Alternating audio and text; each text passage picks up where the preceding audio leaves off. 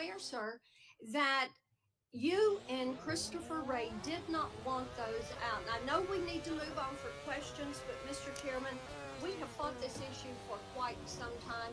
I look forward to having an FBI that will work to help get these records and end this human and sex trafficking in this country. 15 seconds. The senator from Tennessee knows what the 2-hour rule is. 2-hour rule takes the gavel out of the chairman's hands, and that was what was being executed when you were seeking recognition and being executed by your side. Go fuck yourself. Thank you, Mr. Chair. Colleagues, as we know, it's not just the nominee for FBI director that's before us today, but there's been a lot of chaos and confusion this week in regards to executive orders that have been issued as it pertains to the federal budget, federal spending, hiring freezes, etc.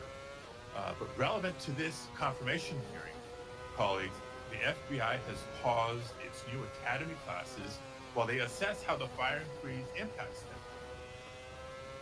President Trump's executive orders has a national security exception, but it is unclear how it will apply to agencies like the FBI. The FBI has a large civilian employee population, so it's not certain if they will qualify for exceptions. The White House memo stated that nearly 1,000 probationary FBI employees would stay on only if, quote, justified, without clarity on a timetable or process for justification. Mr. Patel, how does this help or does this hurt the FBI improving public safety in America? Senator, I know about as much as this late-breaking news as you do by reading it in the media, and I will say the following in terms of FBI employees, if I'm confirmed. FBI employees represent the front line of defense for national security and crime, and if I'm confirmed, I will ensure that all FBI graduates of the academy will be protected and funded so that we can continue to fight together. But would you agree that even just causing a pause or confusion in being able to grow the ranks is not helpful to public safety in America? Not having... Thank you.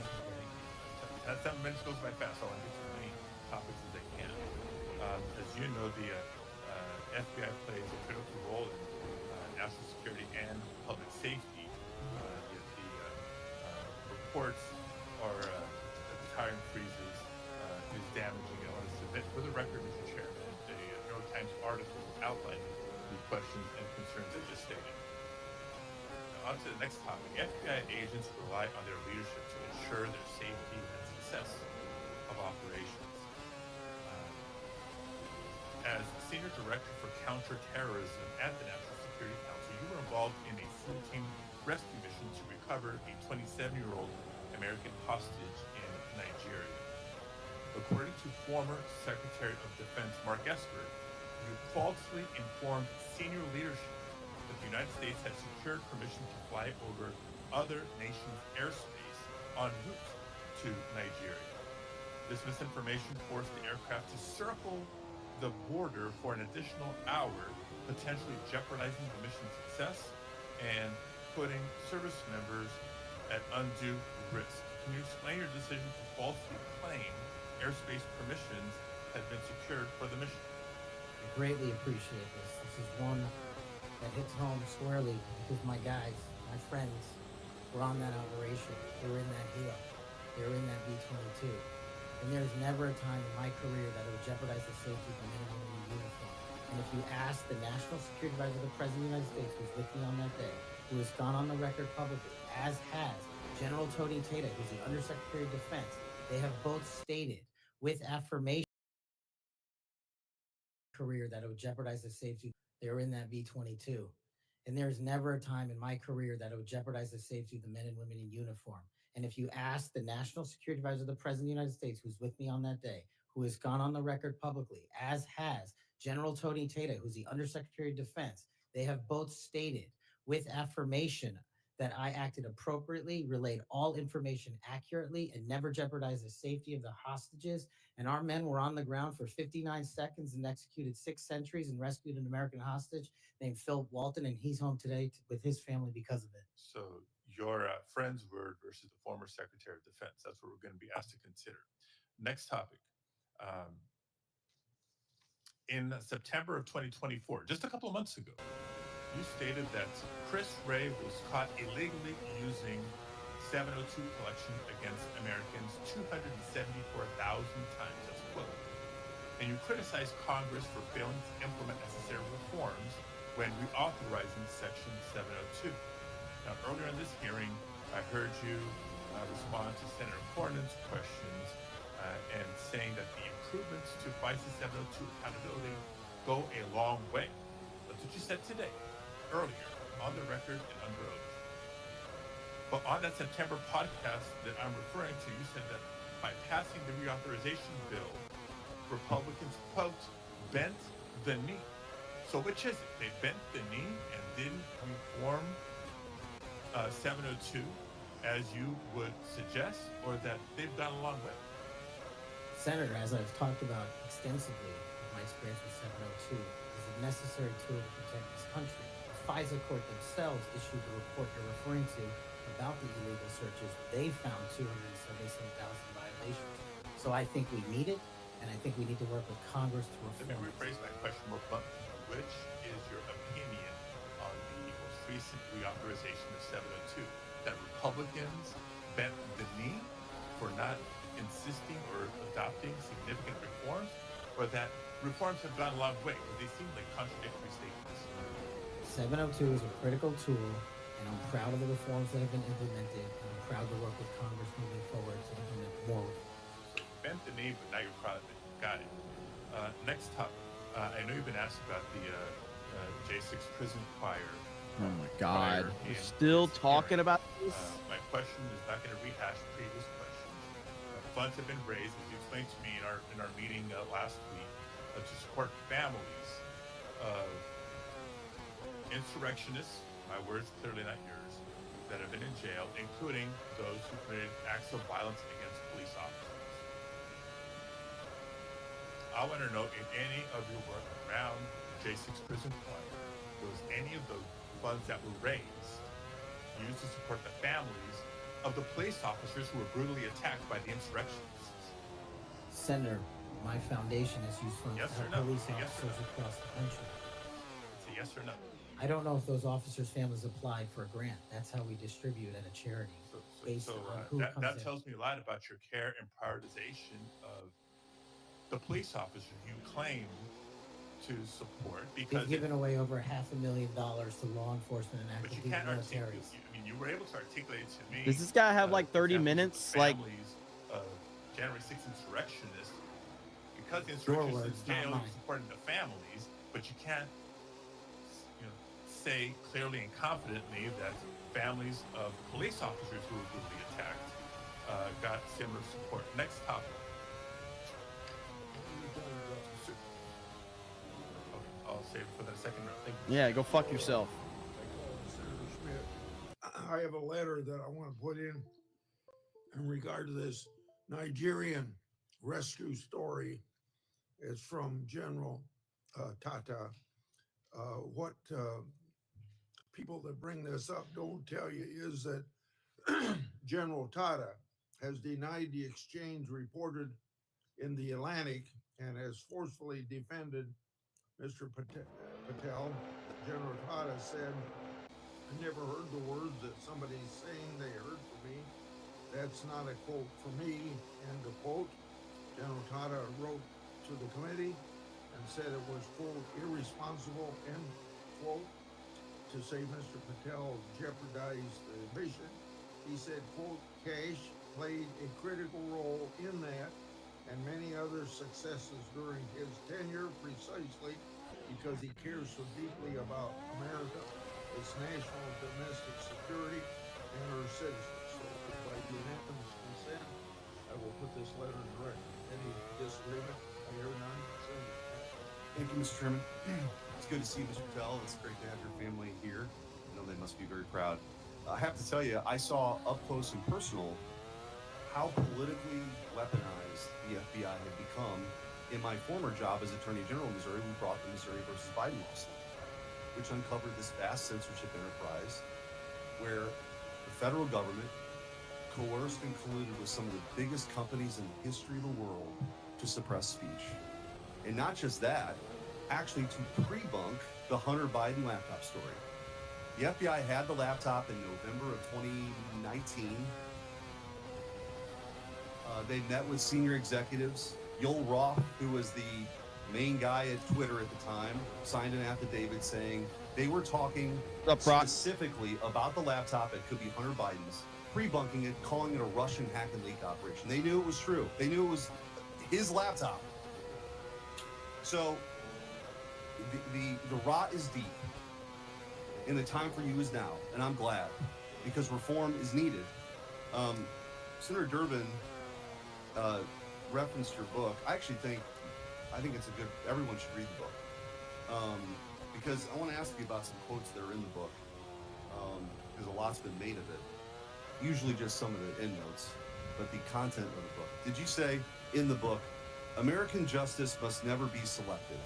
If the law is applied unevenly, democracy crumbles. Did you say that? I did say When agencies like the FBI and the CIA prioritize politics over truth, the nation suffers. Did you say that? Kenny's just over chilling, eating. Accountability isn't optional.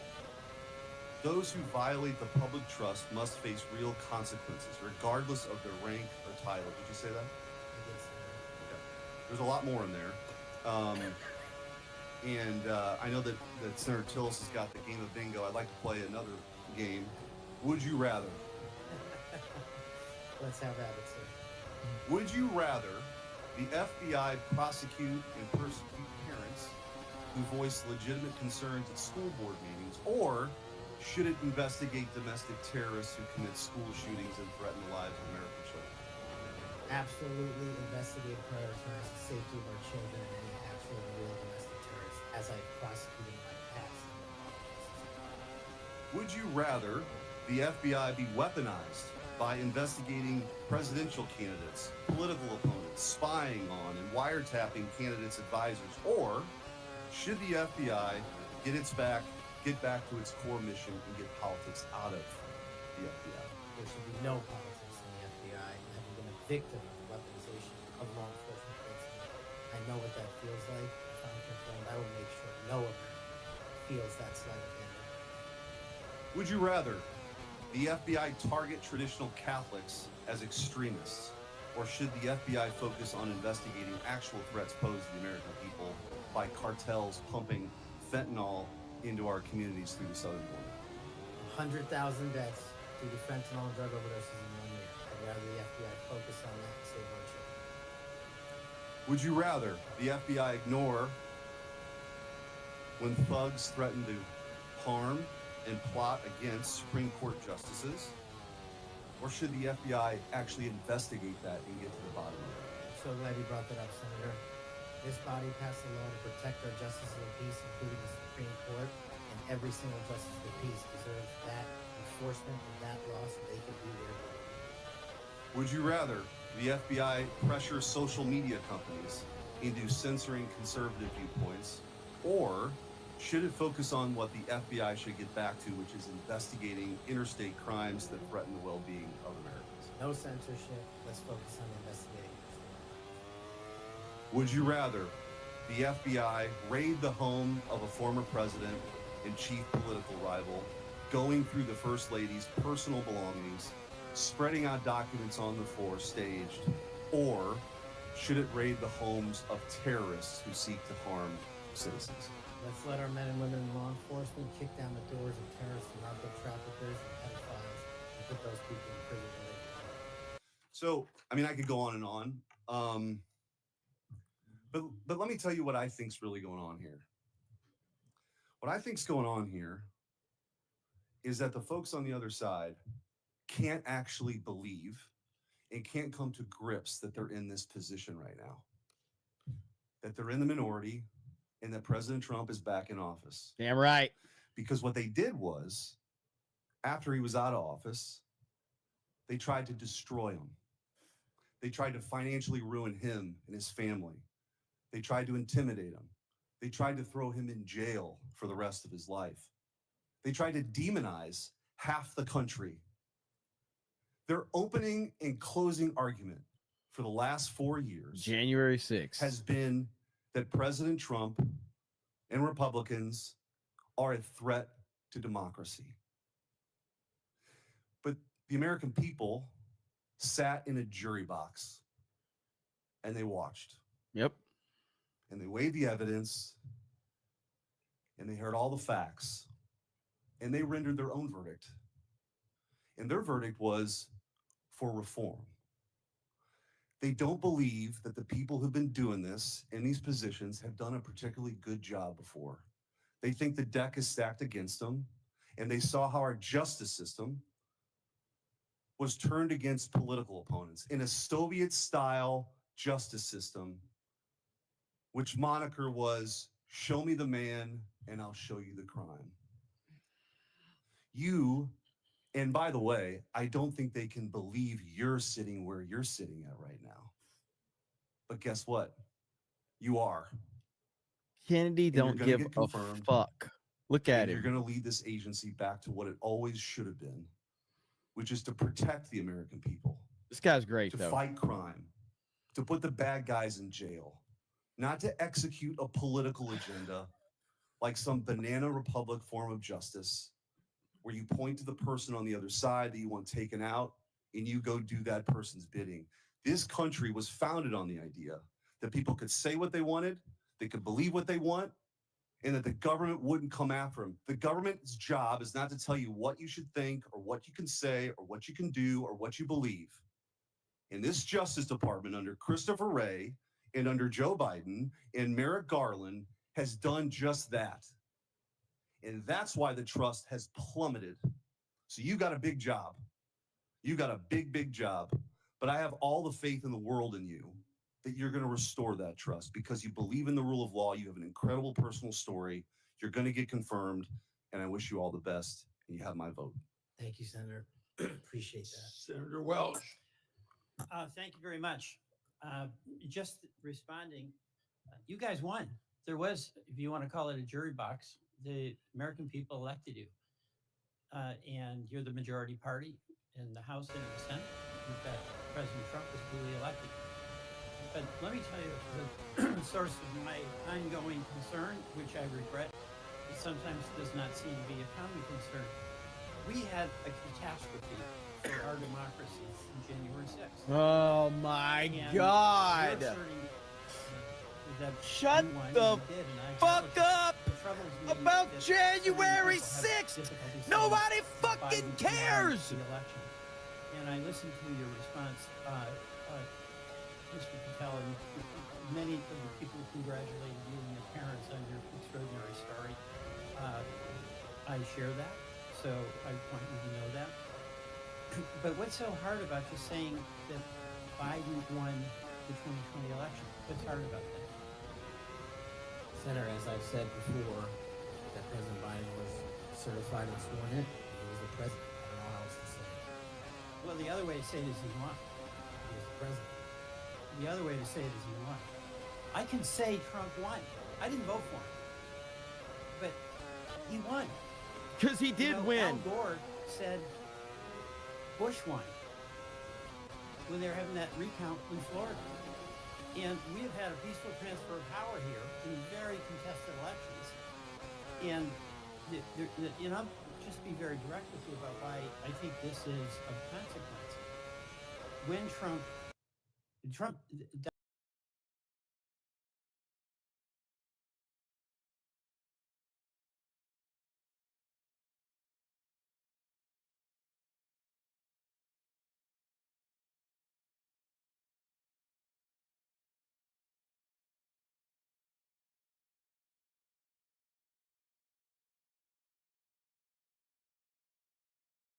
Donald Trump has never acknowledged that he lost in 2020. And he invited people to come to the Because he Capitol didn't. on January 6th to stop the steal. And after that happened, police officers died. People were injured. It created enormous ongoing bitterness within the country.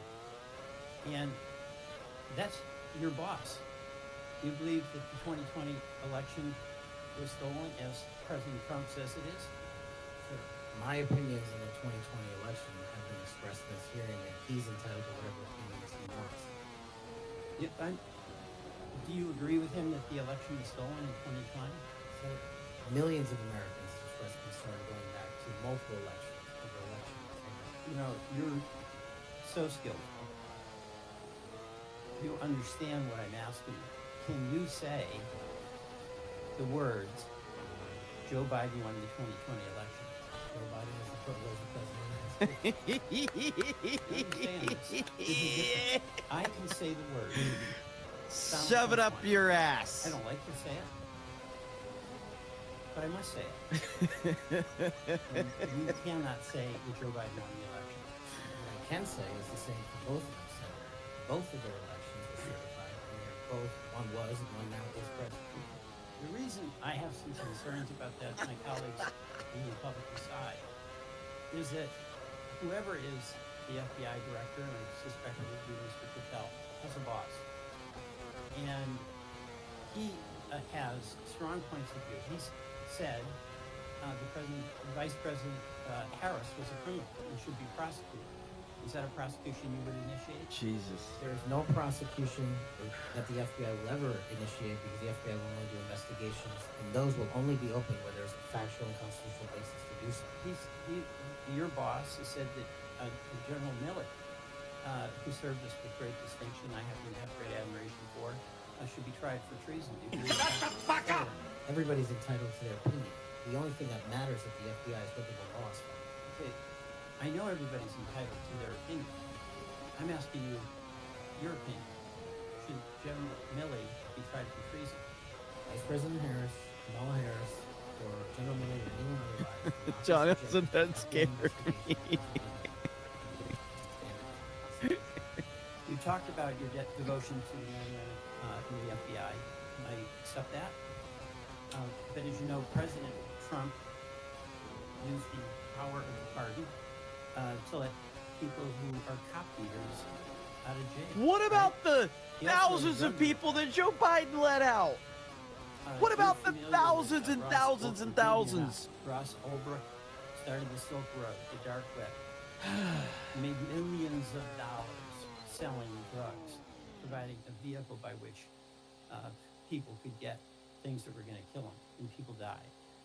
He also sought a couple of people to murder on his behalf because he thought his empire was threatened. And what is your opinion about Trump That's pretty good. pardoning That's pretty good. this drug dealer, attempted murderer?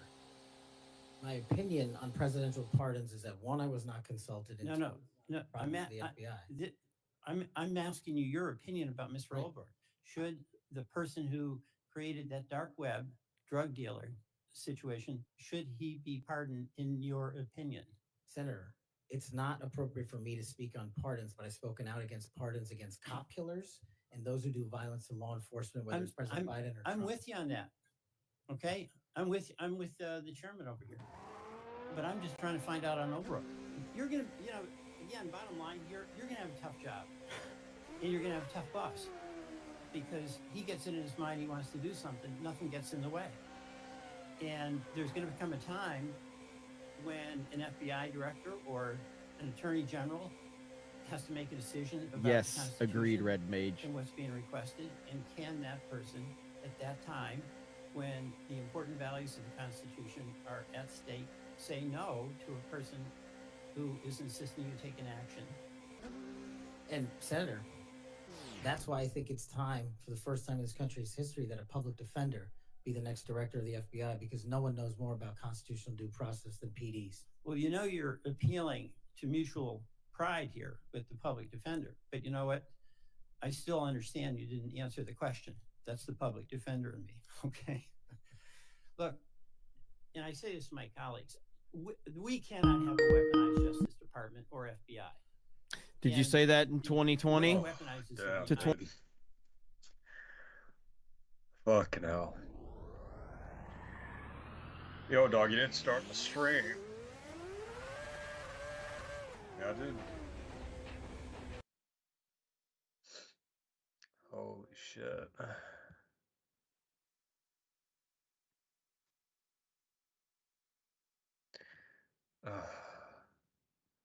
What the fuck is all this shit?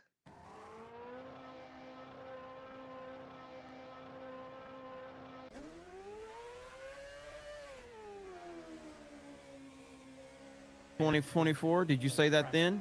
Where the fuck were So you you at got when they no were Lego raiding today, huh? Mar-a-Lago? Where were you at when they were locking? You got no Lego today? Damn, dude.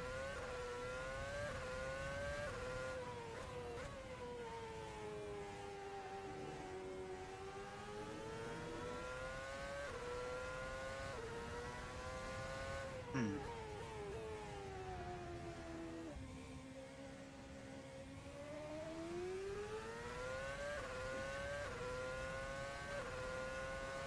People up for fucking memes. Where the fuck were you at? Go fuck yourself. Saying a political enemy, whether it's Harris, whether it's Liz Cheney, whether it's Adam Schiff, should be prosecuted. That's doing damage to the mutual goal we have of not weaponizing the department. I yield back.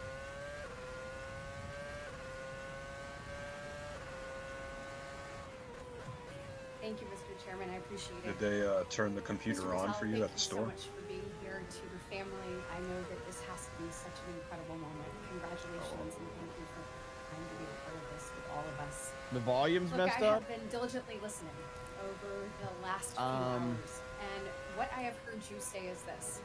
I can Your go over to duty right is to side and see if protect theirs is working American better. citizens, that you will work What? to uphold the Constitution. I have heard you say you're going to get back to making sure you focus on violent crime. The what protection? You said I want children to have parks to play in, not needles to walk on. You said I'm going to let cops be cops. Volume's fine. You Okay. said we've got to get back to having full transparency. I'll just mute when I'm not talking. You said all requests will be responded to, and all members of the Judiciary Committee, for that we say thank you. You said you were going to have Fuck, the backs, as you always have, of law enforcement. You reminded us about being embedded some in good SIL food I'm 26. eating. You said our law enforcement officers deserve the very best. You said you know and you will Fried not rice with allow chicken. there to be victims of government overreach because it has happened to you. What about you, dog? You talked about having no intention of going backwards. You have talked about making sure that we actually mom got it address from, some drug Asian place. overdoses. You talked about your work with 1.3 million Probably active Golden duty Asian. service members, Golden making Asian, sure they whatever had it's called. resources they needed. You've talked about de-weaponizing and making sure that we don't politicize the department. You said America is the greatest nation. You said you believe that because you believe in the rule of law. You have told me personally, gone will be the days of identifying a person and looking for a crime. Yo, like, what's You going have on, said man? Like, everything you do will be why you just keep factual fucking and crashing? constitutionally based. You have said there will be no targeting based on someone's faith. You have said that when these FBI agents are upholding the I didn't know law, that. you will always have their back. You have said that there will be a singular So it wasn't form like a of big, like, justice airliner. once again. And most importantly, I think in addition to all of this, is I have really not gotten to hear you talk about the FBI. And so I would love, you mentioned in the 7 minutes that it takes Oh, it was one already of on these fire? senators to ask you questions, that unfortunately there are, I believe you said, 3 rapes, 2 overdoses, 1 murder. Look, How many yesterday people died? we signed the Lake and Riley Act into law, President Trump did. And when we look at what's happening across our country with the surge of illegal migrants that have come in, when we look at fentanyl overdoses being the leading cause of death it, between the ages of 18 and 5, crashing out, I've like, heard you say houses, you right? want to tackle that. When we look at parents like Lake and Riley's mother yesterday, as she talked about her heartbreaking loss that should have never happened. They Rachel said, Brennan's family there, residential Sarah area. Root's family there, Jocelyn Nungberry's family there. They deserve an FBI that is focused on finding these criminals and getting them out of here. So my question for you is, I'd like for you to talk about that. You've talked about cleaning up America, making it safe and secure for its people. You have a good day Please tell today, the dog? American people your plans. Thank you, Senator. I really appreciate it. And the 2 themes that, if I'm That's confirmed by pretty chill. half of the FBI, are really just going back to. Oh something shit, that's I was simple. muted. One, I let's said get that's cops Katie cops. Britt. That's not 100,000 Nancy drug Mace. overdoses, And roll tide. 100,000 rapes, 17,000 homicides. That's only with 70% of the precincts reporting in. That is violent crime exploding out of control. We've got Where is 38,000 this now? employees at the FBI, and as I alluded to earlier, a third of them, almost a third of them, work in and around the Washington, India. D.C. area. Well, those crimes are committed out. I in the didn't rest even of the know they world. had a track. And I'm gonna let good cops be cops and put handcuffs on the bad guys, and put child molesters in prison, and put murderers in prison, and make sure CCP fentanyl doesn't kill another one of your constituents. Aren't they like a third world That's country? track one. Track two, to restore the trust in the FBI. That has degraded, not by my opinion, by the Gallup poll, but only 40% of Americans have trust and faith in the FBI. It is a cataclysmic failure in leadership to get to that point that did not happen over time. And so what the FBI must do while tackling violent crime and protecting Americans' national security and our sovereignty is work with Congress, Republicans and Democrats, to expose any government corruption, provide government accountability through transparency, and get you all the documents that you are the custodians of. The FBI reports to Congress. If I am confirmed as FBI director, I will report to Congress. And I will just save you with this one caveat here about my personal experiences with the FBI. The men and women of the FBI do the most courageous work on God's green earth. I was fortunate enough to utilize FISA 702 national security measures to prevent a shopping mall from blowing up in Houston and the state capitol from being attacked in California. Courageous men and women do that work every day, and these are cases you never hear about. Instead, the only things you hear about are the baseless conspiracy theories and attacks levied at me. Well, here's something for America. You can say whatever you want about me. If I'm confirmed, bring it on. But you will not denigrate the men and women of the FBI that saved this country.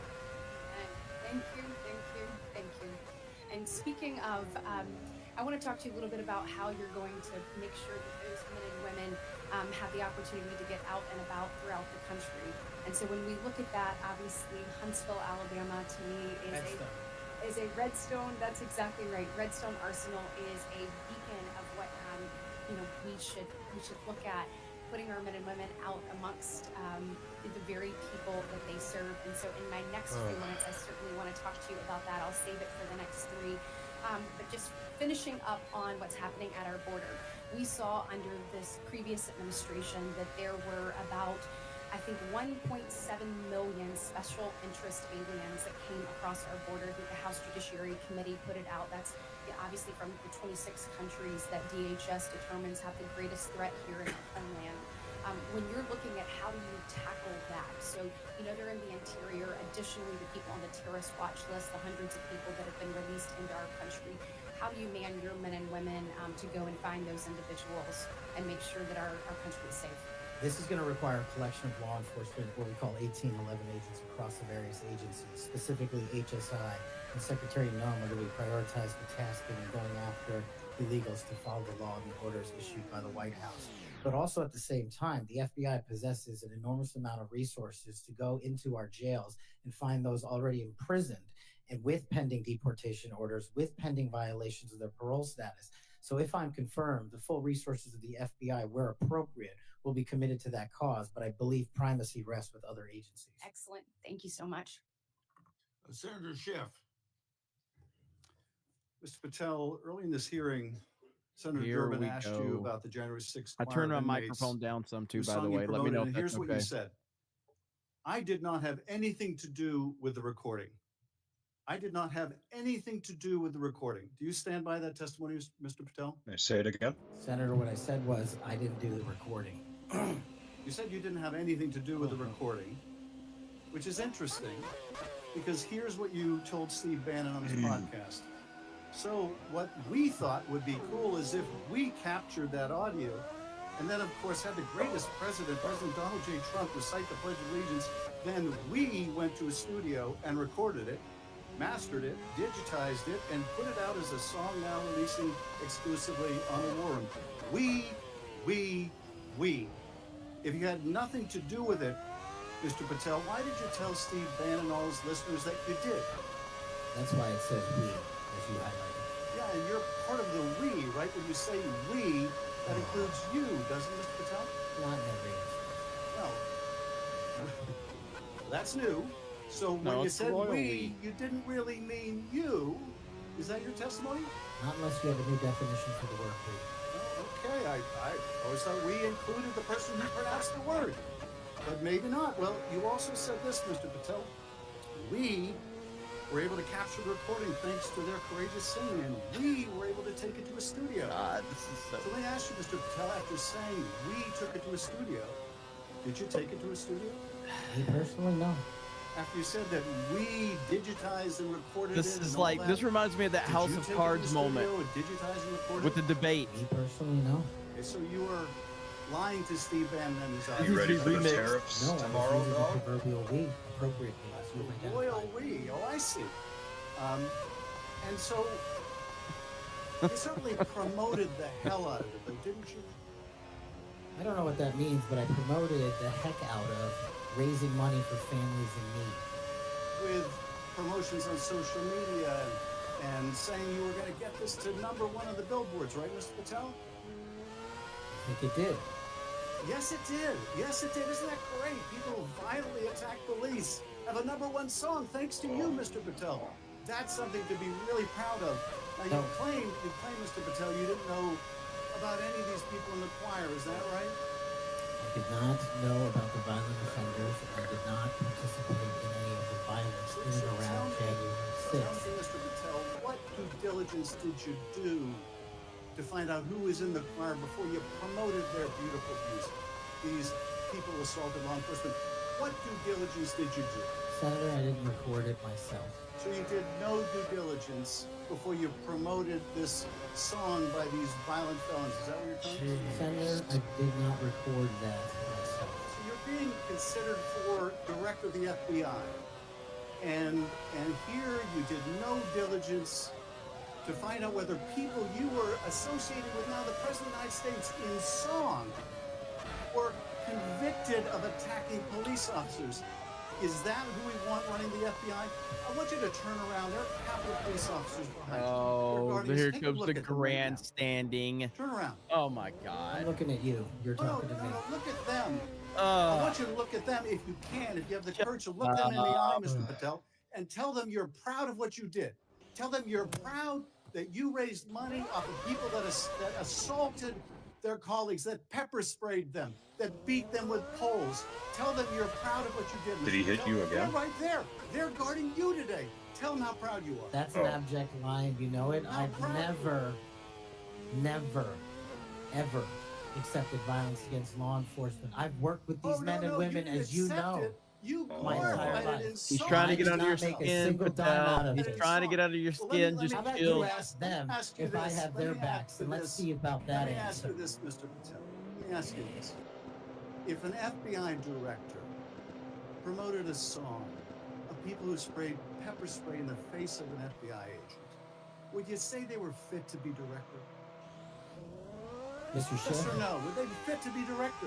I am fit to be the director of the FBI. If you were the FBI director and you promoted a song of someone who beat an FBI agent with a pole, Shut would you up. say you were fit to be FBI director? Mr. Schiff, I am fit to be FBI director based on my 16 And years yet of you government did all these service. things, Mr. Patel. You can say, oh, I support law enforcement. I decry violence against law enforcement. You can say all that. It's what you did, Mr. Patel, that matters. It's what you did that matters. Well, let me ask you about something else that you did, Mr. Patel. Did you claim that Donald Trump declassified all the documents at Mar-a-Lago? Did you claim that? In what proceeding? To the public, ever, did you tell anyone that Donald Trump declassified all the documents at Mar-a-Lago? From publicly available information, President Trump issued a declassification order on a variety of No, I'm materials. just asking you, did you tell the public, did you tell anyone, did you make the claim that Donald Trump had declassified those hundreds of classified documents at Mar-a-Lago? Did you make that claim From my publicly? best of my recollection, I said President Trump issued a declassification order to a large number of documents. Yeah, and were you present when he declassified all the Mar-a-Lago documents? Senator, I'm not saying he declassified all the Mar-a-Lago documents. I said President So now- Trump declassified a large number of documents, and I would hope this committee and the rest of Congress would want to get those documents to the American people. Mr. Patel, before a president or anyone declassified documents, wouldn't you want to know whether making the public would cause sources to be killed? Wouldn't you want to know that before you just declare they're all declassified? Wouldn't that be the responsible thing for a president to do? It was the responsible thing for us to do. That's why we declassified the Nunes memo. And did Donald Trump And no one died. And did Donald Trump ever ask any of the agencies who produced those documents whether declassifying them would put people's lives at risk? Did he ever do that to your knowledge, Kash Patel? I don't know that he didn't. Do you? No, that's the problem, isn't it? That's the problem, isn't it? So let me just ask.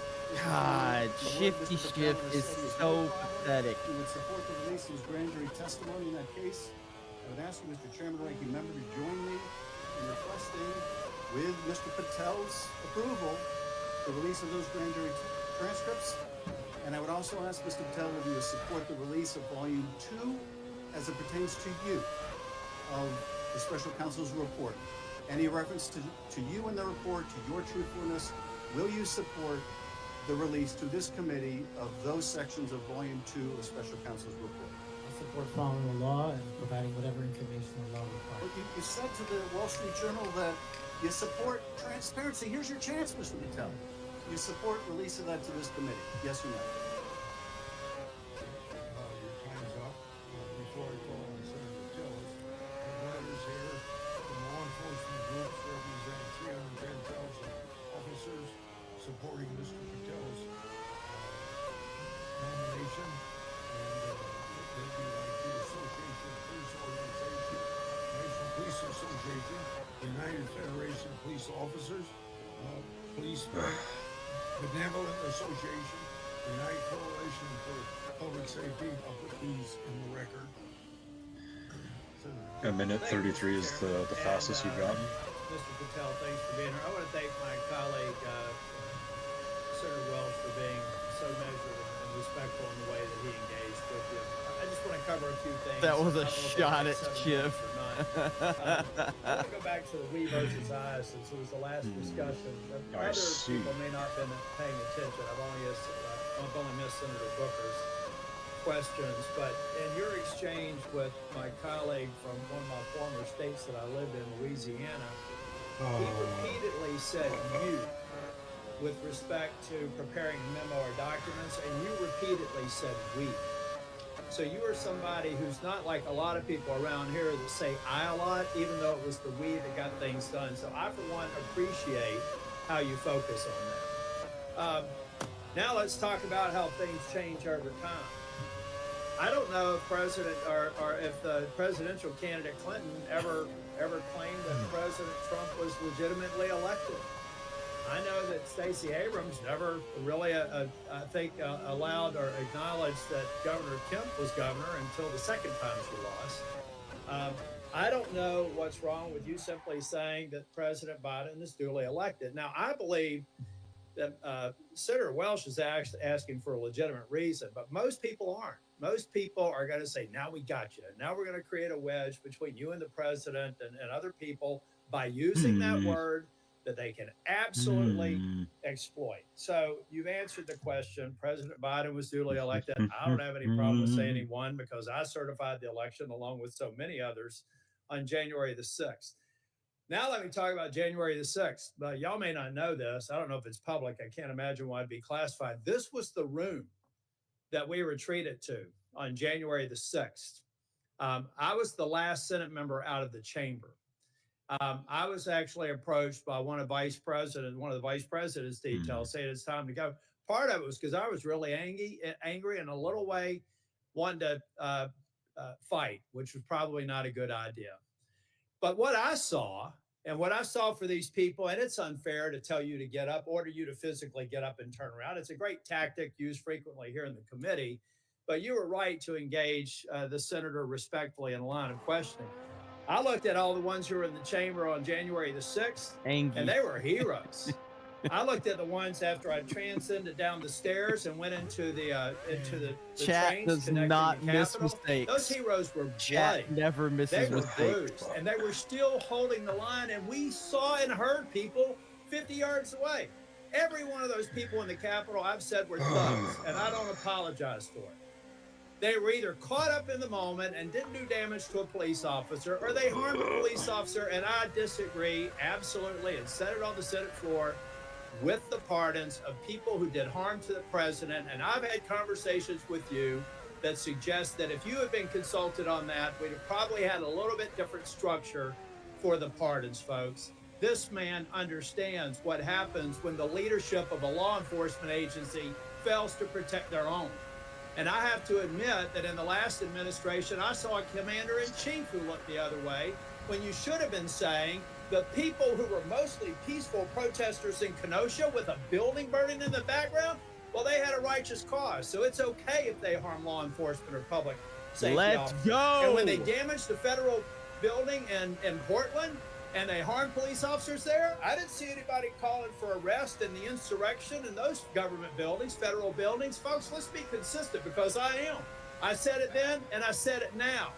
These folks are heroes. They got us to this room. We spent hours here, and they were so successful with securing this building. We went back the same day and finished our job. That only happened because of these proud law enforcement officers, and I know you would support them. Okay, let me take a breath. You answered the question on Section 702, but I have to refer to my friend Alex Padilla. We co-chair the Mental Health Caucus together. I love working with them. One of the problems around here with people who pretend like they're bipartisan, but they never do it when it's hard, is that they also make it more difficult for other people. When Section 702 was reauthorized in April of 2024, we had 4 or 5 of our members agree to walk the plank to make sure that the and I didn't, by the way, because I wanted the reforms done. But I have to say, I'm glad that they did. Because I just had a colleague say they were guilty of bending a knee. What they were guilty of is protecting this nation. Now, were they happy that the reforms weren't done? No. I've heard John Cornyn say things. Mike Lee's got a lot of, Senator Cornyn. They've got a lot of great ideas, and we should reform it. But that's what's wrong with this place, folks. We just had somebody here try and do an offhanded hit on people that, on a bipartisan basis, reauthorize something that's critically important for keeping this nation safe. So I guess the inference is, next time, don't do that. Be partisan. Go dark. Endanger the U.S. So come on, guys, let's be real here. If anything, I hope I've been consistent on. Let's just be balanced. You know, really, you've had colleagues, we've had colleagues on the other side of the aisle call President Trump an illegitimate president. Yep. Now, we have the witness has acknowledged that President Biden's election was certified. If you want to use a specific word, what are we in high school? Thank you. Come on. So I do have to tell you, though, Cash, I've hit bingo a couple of times. And I have a feeling by the time we get to the 3rd round, we will again. Hope you put a lot of money on it. You know what? You know what I put a lot of, I won't call it money, but capital on? It's the due diligence I've done on you and the extraordinary job you're doing in this committee. One of the reasons you're seeing frustration among people asking you questions is you're composed, you're respectful, you reached out to every one of them and asked to meet with them. They thanked you for doing that. I suspect that those conversations went a lot better than the TV personalities that we've seen today. So I've got 50 minutes. You want to wrap up on, and I'm going to come back for the 2nd round. You want to wrap up on, let me just ask you this question. I went to the floor yesterday to make it very clear. I've been thanking these Capitol Police officers, and I told them I actually thought that the pardons of people who did harm to police officers sucked. And I told them that at every one of these security entrances when I come in, and I stand by it, and I respectfully disagree with the president or whoever likely gave him advice, because the president has to rely on best advice for some of these executive orders. But I make no apology for saying that the men and women on Capitol Hill that got us safely to this building are heroes. The people who harmed them are thugs, but they're out now. So here's their opportunity, Mr. Patel. You find the people that you were convicted of harming, call them, write them a letter, apologize to them. And if you don't, and you come to Capitol Hill, I will track you down and I will burden you until you do. Now I've run out of time. I'll be back for a 2nd round. Thanks. Senator Moody. Thank you, Too High Strong. Thank you, I appreciate Chairman. it, man. I appreciate that. And thank you for being here. I know this has been a long day. I am the junior most senator, so you know I go last.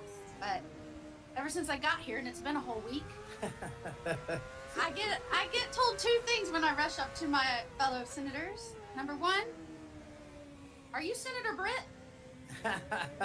And number two, you know the Senate is a body that is deliberative and calm. And I'm anything but. So I don't know how the next couple years is going to look, but I hope that they'll bear with me. Serving as the AG over the last 4 years, I've seen a lot of things out of these agencies that I never thought we'd see in the United States of America. I know my fellow attorneys general around the nation would agree with me. In fact, some of them are here today to support you. I'd love to introduce them if they'll stand up. The Attorney General from South Carolina, the former Utah Attorney General, Sean Reyes. I'm sorry, Alan Wilson, I didn't say your name. South Carolina AG. And Louisiana AG, Liz Merrill. They joined me. Thank you for being here. They joined me in signing on to a letter supporting your nomination. And we did that while I was still the Attorney General over a week ago. They came here today to support you. And Mr. Chairman, I know that you've been referencing a lot of letters that you've been entered into evidence. I'd like this to be entered into the record. Sorry, I'm talking like a trial lawyer. With consent, please, sir. This is signed by 24 states attorneys general that support the nomination of Mr. Patel. One of the things that I have been most upset about is watching federal agencies take more and more and more power and step all over the dual sovereignty of state and local law enforcement and investigations and prosecutions. I know you, like me, served in both the state criminal justice system and the federal criminal justice system. I was a federal prosecutor, a state judge, and a state attorney general, and I know you crossed over those jurisdictions. Do I have your commitment as the director of the FBI that you will respect dual sovereignty of the federal government, the FBI, to pursue its investigations of federal laws, and respect local and state law enforcement pursuing violations of their own laws, even when there may be overlap of investigations? Senator, not only do you have my commitment, if it may, for the first time ever, the National Sheriff's Association has endorsed a nominee to be the director of the FBI. 3,100 sheriffs, deputies across the country have endorsed me for one reason, I think, primarily, because I'm committed to local level law enforcement as a state jurisdiction. Washington, D.C. cannot fix the problems of this country, but everyday cops can and do it every single day. And so if I'm confirmed as FBI director, we're going to work with local law enforcement because they're going to tell us what they need, and we're going to give them everything we can. But we are not going to trample on local law enforcement because they're the ones keeping our communities safe just as much as anyone here. The citizens of Florida will be happy to hear that, as well as Americans. As you know, after the second assassination attempt, which took place in the state of Florida, against a Florida resident, now President Donald Trump, many people were surprised that that could happen in just over 2 months. Many people were shocked that a would-be assassin could get that close to a president after it had just happened so quickly. So needless to say, many Americans, and certainly Floridians, demanded a transparent and accountable investigation of that second assassination attempt. I was tasked, along with law enforcement in Florida, to pursue that investigation. And every step of the way, federal law enforcement, the FBI specifically, and the attorneys, federal attorneys, frustrated our efforts. Told us we couldn't go on the crime scene. They wouldn't share evidence. They suggested that we would be violating the law if we pursued our own investigation, even in the face of us telling them and informing them that a 6-year-old girl almost died as a result of state and local law enforcement having to shut down the roads to pursue that would-be assassin. And I'm not going to use his name. In an unprecedented action, because of these frustrated efforts, I, as the Attorney General of Florida, had to sue the DOJ and Merrick Garland because they refused and obstructed our ability to prosecute and investigate our own laws against one of our own citizens, even in the face of such distrust Minute 30. of It's the not bad. FBI who was pursuing an investigation against the victim himself. So at a time when you have data that shows that Americans' trust in the FBI is at its lowest point in history, when the FBI is not You think you trusted can by go into local some and of those state law turns in enforcement, can you think of fourth a better gear or time whatever? for the FBI to say, yes, Florida investigators, come in, It's let's hard to work this say. together, not to the detriment of the investigation, but in a collaborative effort? Can you think of a better time to have done that rather Yeah, dude, than like I'm not gonna be able to tell you. hide some law that they said prevented us from moving forward with our own investigation? Senator, off the top of my head, I can't, but let me just say this. Law enforcement is not supposed to be territorial. Law enforcement is not supposed to be a turf battle. Law enforcement is best done in this country when it's complementary, and it should have been done in the United States. Do I have your commitment? Now, mind you, I'd like to the record, I'm sorry, the complaint that we filed against Merrick Garland. This was a result of the FBI obstructing our investigation at every turn. Do I have your commitment that as soon as you are confirmed, that you will address this suit, interface with the investigators and the lawyers in Florida, and begin cooperating with us so that we might pursue justice for that little girl? Absolutely. And I'll just finally end with, yes, I have had a lot of work experiences as you have working on the You ever front get the lines feeling of law when enforcement to you go eat so after much it's those actually more violating difficult laws, to but I'm believe? also the wife of a law enforcement agent. Yeah, that's me right Federal, now. local. We need somebody at the helm that understands the mission is to stand on that line between good and evil, between crime and chaos. There is no other mission. We trust that you're going to right-size this issue and back on course, and I am proud to support you. Thank you, Senator. That was cool. That was good.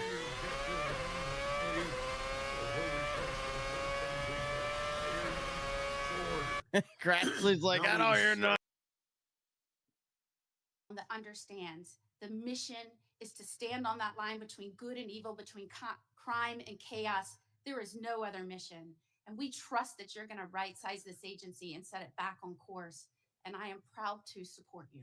Thank you, Senator. That was cool. That was good.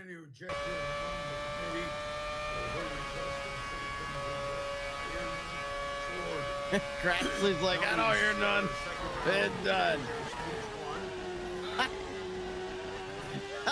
He didn't even.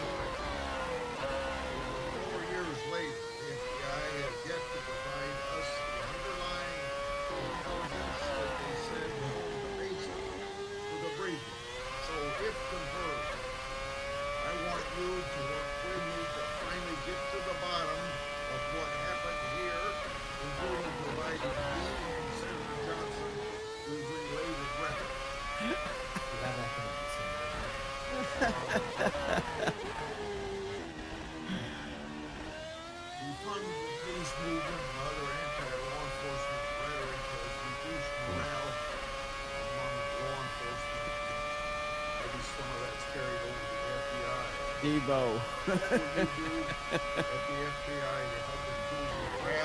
What are you trying to get now? Yeah. Senator, I think the answer dovetails with the mission set of the FBI. In order to increase recruitment, in order to maintain the force capacity of the Federal Bureau of Investigation, we need to incentivize police officers to good cops to be cops, to let them get out there and do the mission that they signed up to do, which is protect our community against gang violence, against rapists, against thugs, against murderers, against terrorists. I would prioritize this confirm every resource that we have to make sure the 1811s in the field and the FBI staff are dedicated to that mission set alone. If we achieve that with the You work of fucked up there. transparency, then I believe the retention rates and the enrollment rates of FBI will start. You spent 10 years in public defender. What's the biggest lesson you took away from that experience? The awesome powers of the United States government when bearing down against an individual charged with some very serious crimes, some heinous crimes. And the biggest lesson is twofold. One, that the defense has a right, every defendant has a right to constitutional due process. Not a piece of it, but all of it, 100% every single day.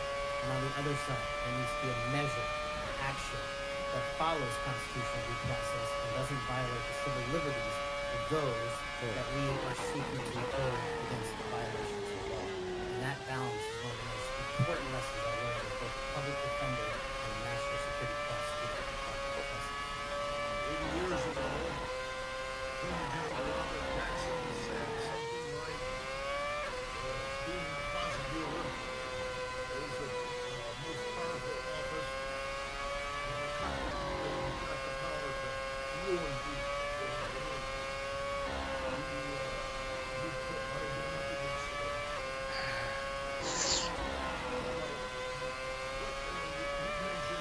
Back in my day, yeah. Back in his day. He said my Grassley's awesome, dude.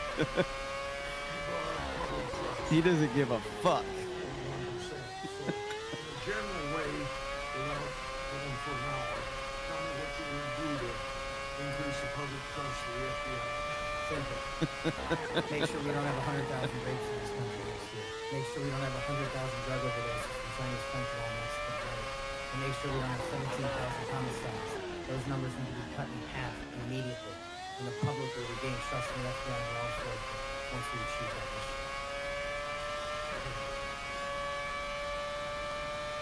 He is still Well, pretty. I have One. four things that I try to get through them quickly. First is this. When it comes to issue of violence in politics, I personally believe it has no place in politics. Hey, Durbin, what we've learned today is that you kept the Epstein file sealed. Go fuck yourself. Nobody likes you. Nancy Pelosi's husband, period. And those people who, Proud Boys, whatever the heck they call themselves, have no place in this country as far as I'm concerned if they espouse violence in any form. Do you agree? Yes, sir. So we actually agree on something. Number two, the reason why we keep asking this solo to the audience here, why are we so concerned about this choir singing a song? That's not the reason. The question is, who are you going to care about? Who do you care about? Are you going to help those victims of January 6th, policemen and their families? Are you going to help people who were arrested for assault? I think the J6 choir looks like a tribute to them, characterizing them as political prisoners and unlucky, and just patriotic people who may have gotten out of hand. Do you see the difference? Excuse me, sir. I can appreciate the difference, but I think my track record shows which side I fall on. Well, that's why we keep asking, what do you do with the money that you get from this music, and who do you give it to? And you've really kind of ducked and dodged and said, I'm not aware of this. I had nothing to do with it. No, we actually give all the money. Nobody made any money. All proceeds went through a 501c3. I'm talking about the creation of the musical work. Yes, all the money, all No, the profits went to nonviolent offenders' families and other groups in need. the point I'm getting to is not what happens to the proceeds, but who created this musical masterpiece. Who was in on this creation, and why, who they chose to be the members of the choir. And you profess to know nothing about that. Is that true? I did not have any participation in the recording. Well, it's going to be difficult to understand how you can disperse the money and have nothing to do with the recording. Let me ask you about one of the conspiracy theories, one of the major ones that I've heard you associated with, and that is whether or not the FBI planned January 6th. Why did you say that? Senator, I appreciate the opportunity to address that. That's not what I said. The entirety of the statement attributes my conclusion based on the public record that the FBI utilized sources in and around January 6th, and the Biden Inspector General confirmed just that.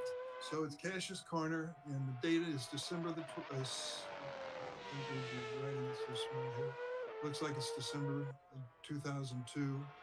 And what did the FBI know before January 6th? And you said, what was the FBI doing planning January 6th for a year? Why did you say that? Did you think the FBI was really planning January 6th for a year? Actually, Senator, I'm grateful that you raised this point. You should watch the entirety of the episode. This is the problem with taking snippets. Mm-hmm. Well, let me Get 'em. inform you then. What it says Get 'em. is it raises an interrogatory asking why government resources were utilized. I've run resources and sources at the FBI. I've run sources overseas. It takes months for source developmental What networks. resources were utilized a year in advance of planning? That's the question I'm asking. Yeah. And the Biden Inspector General report answered that question in the affirmative, that multiple sources were utilized. And I'm simply trying to get to that answer. What the Inspector General came back with was, quote, there is no evidence that the FBI had undercover employees in the various protest crowds or at the Capitol on January 6th. And there is no evidence. There's a huge distinction between undercover employees and sources. I know because I ran them. And anybody in law enforcement knows that So too. you think the FBI was planning January 6th for months ahead of time? Once again, that's not what I said. Read your own words. Maybe that's a good starting point. I just say one last thing. We talked a lot about fentanyl and stopping it from coming to the United States. If you were successful in becoming head of the FBI, I wish you good luck and do everything I can to help you. But don't forget there is traffic moving in the opposite direction. What are we sending back to Mexico and the cartels? Money and guns. Money and guns. Please look at the whole equation. You've got to deal with all aspects of it. That's a great point. I will say. Mr. Patel, I've been pleased to hear bipartisan concern echoed in this hearing. Bipartisan opposition to the political weaponization of government, including and especially involving the FBI. I'm also encouraged by comments that you've made quite consistently on this front, being opposed to political weaponization. The National Sheriff's Association has weighed in recently expressing concern with the safety and security of our country based on what they refer to as the law enforcement policies over the last 4 years. Let me read you what they said. They said they're concerned that, quote, the law enforcement policies of the last 4 years have undermined the rule of law and burdened our nation with great risk and vulnerability. Close quote. What do you make of that statement? What are they referring to there?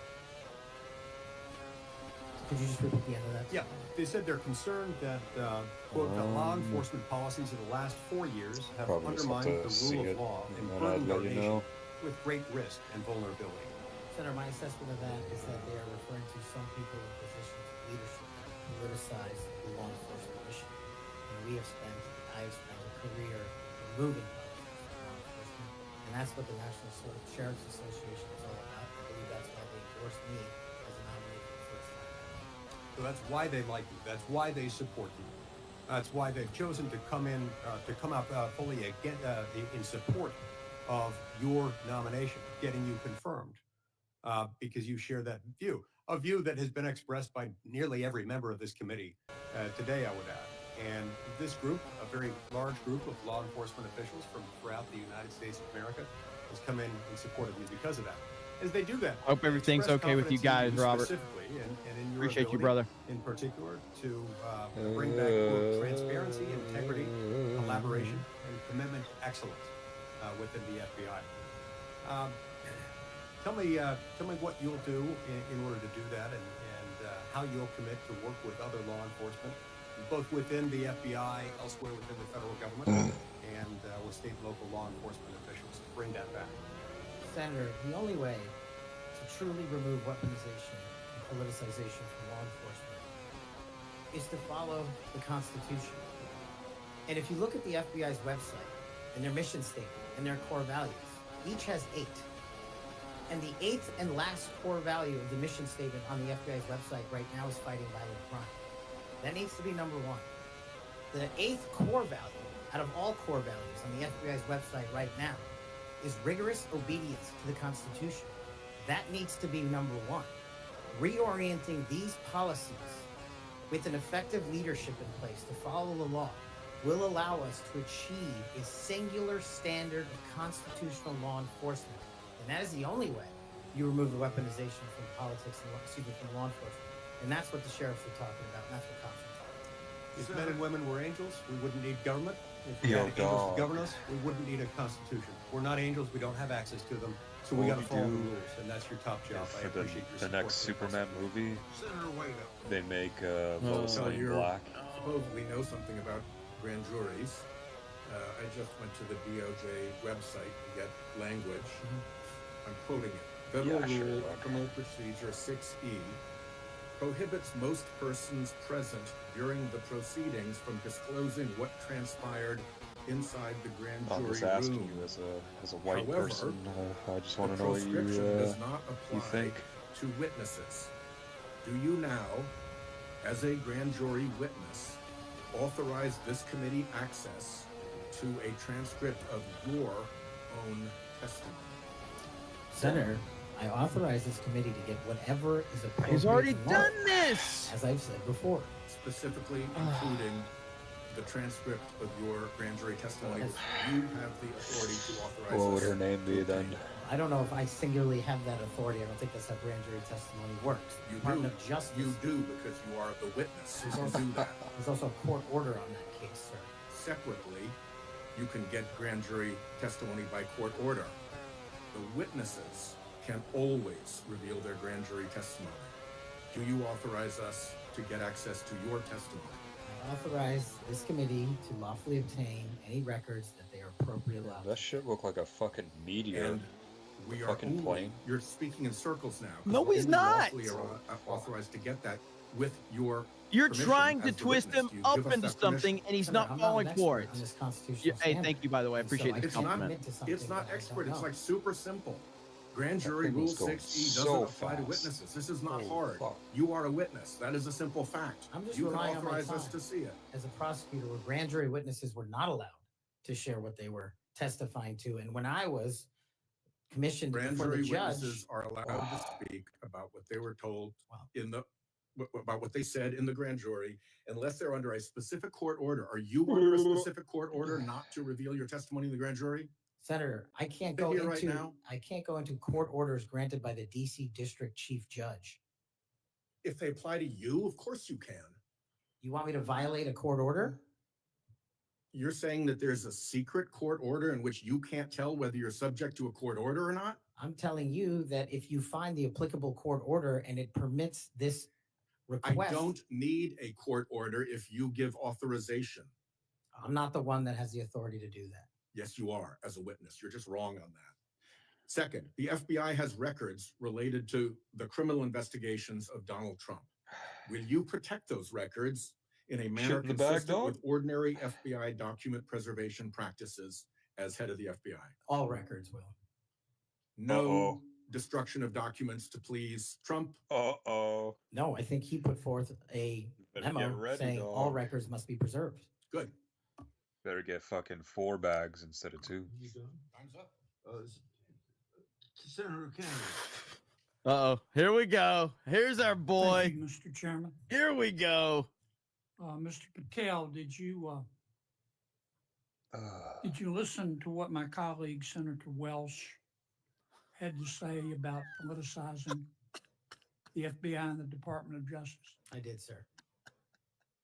I did too. I always listen when Senator Welch speaks. And he's right. But here's where we find Yeah, what would you do Whoever if works Brigitte Macron in moved into your reality house? or perception. Brigitte Macron. In modern times, the FBI has been politicized. Or at least there's an Whoa, appearance. what do you mean, It dude? started with Mr. James That's a Comey. fucking female, dog. He publicly investigated. Yo, dog. You can't be this fucking xenophobic Political person. nominee of both major parties. He's gonna live there and gotta be He was happy. before already. He publicly investigated both Donald Trump and Hillary Clinton. Held a press conference. Hurt that agency Yeah, dude, what if she's very cool?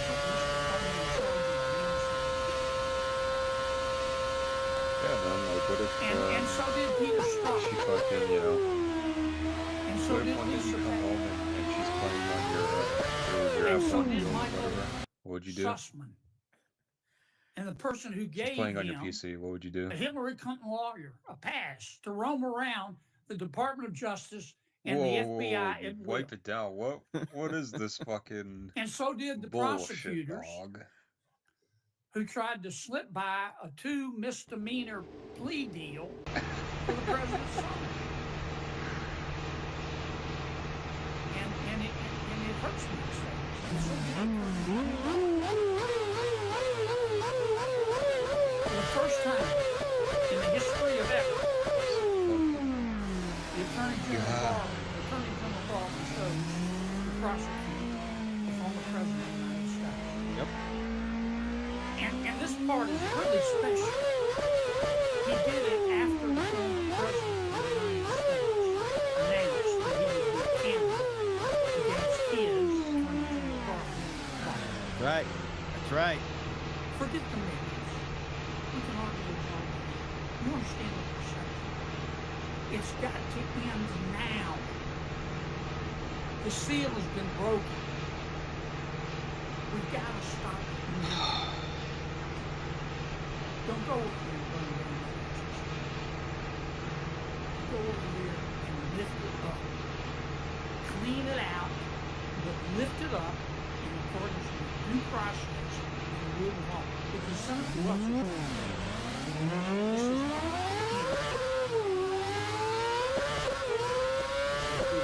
Thank you, Chairman Grassley. I can listen to Kennedy all day long. Agencies, in particular the FBI, on inspectors general and general counsels for advice. As Chair Grassley, many of us have long recognized federal agencies rely on the independent oversight of inspectors general, and agencies depend on the legal advice of office. As you testified today, it's your intention to lead the FBI within the boundaries of law and the Constitution. Last week, President Trump fired more than a dozen inspectors general and provided no notice to Congress. We passed a law in 2022 requiring the president to provide Congress with a substantive rationale, including detailed and complete specific reasons for 30 days. Kennedy with that tie. 20 days as president And Is it possible to give 30 days notice? You're an attorney. Did Trump facially violate this law in terms of the timing of the firing of the inspector general? Senator, I'm not going to take a legal violation.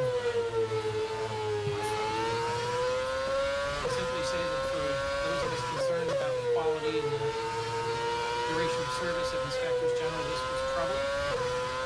And frankly, I think it is a facial violation of the law passed by Congress. In September 2023, on the Great America Show in Ohio, you said, and I believe I'm quoting accurately, all these general counsel's offices throughout every agency and department need to be slashed in half because these lawyers just come in there and they come in there to slow down and paralyze the movement of the American First agenda. Mr. Patel, does that comment suggest that if confirmed, it would be your intention to fire the career civil service and lawyers in the FBI general That's true, Matthew. It's been a hell of a day, man. It's been a hell of a day. to listen to the advice and counsel of the Inspector General, the Department, and the General Counsel? Don't forget the F-bomb. There was an F-bomb, too. I guess I'm going to hold this with IGs. See that? I believe, and that's shown throughout this proceeding that IGs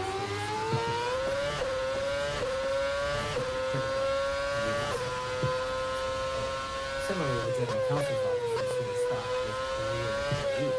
Those employees must continue to work so long as no employee politicizes the mission. Thank you. My core concern about these firings of the IGs, about the independence of the agency, Kennedy dropped the I'm F-bomb. not fully satisfied. I appreciate your answers here today, and I remain concerned by your previous statements and your answers here today. Thank you.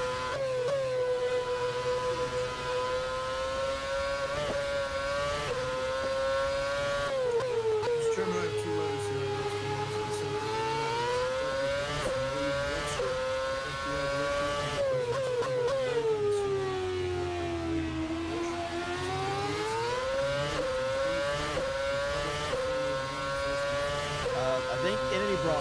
also up too. I'm pretty sure it was Kennedy. Kennedy was Thank you, off. Mr. Patel. The first round of questioning, we talked about politicization, weaponization of the FBI as part of the process.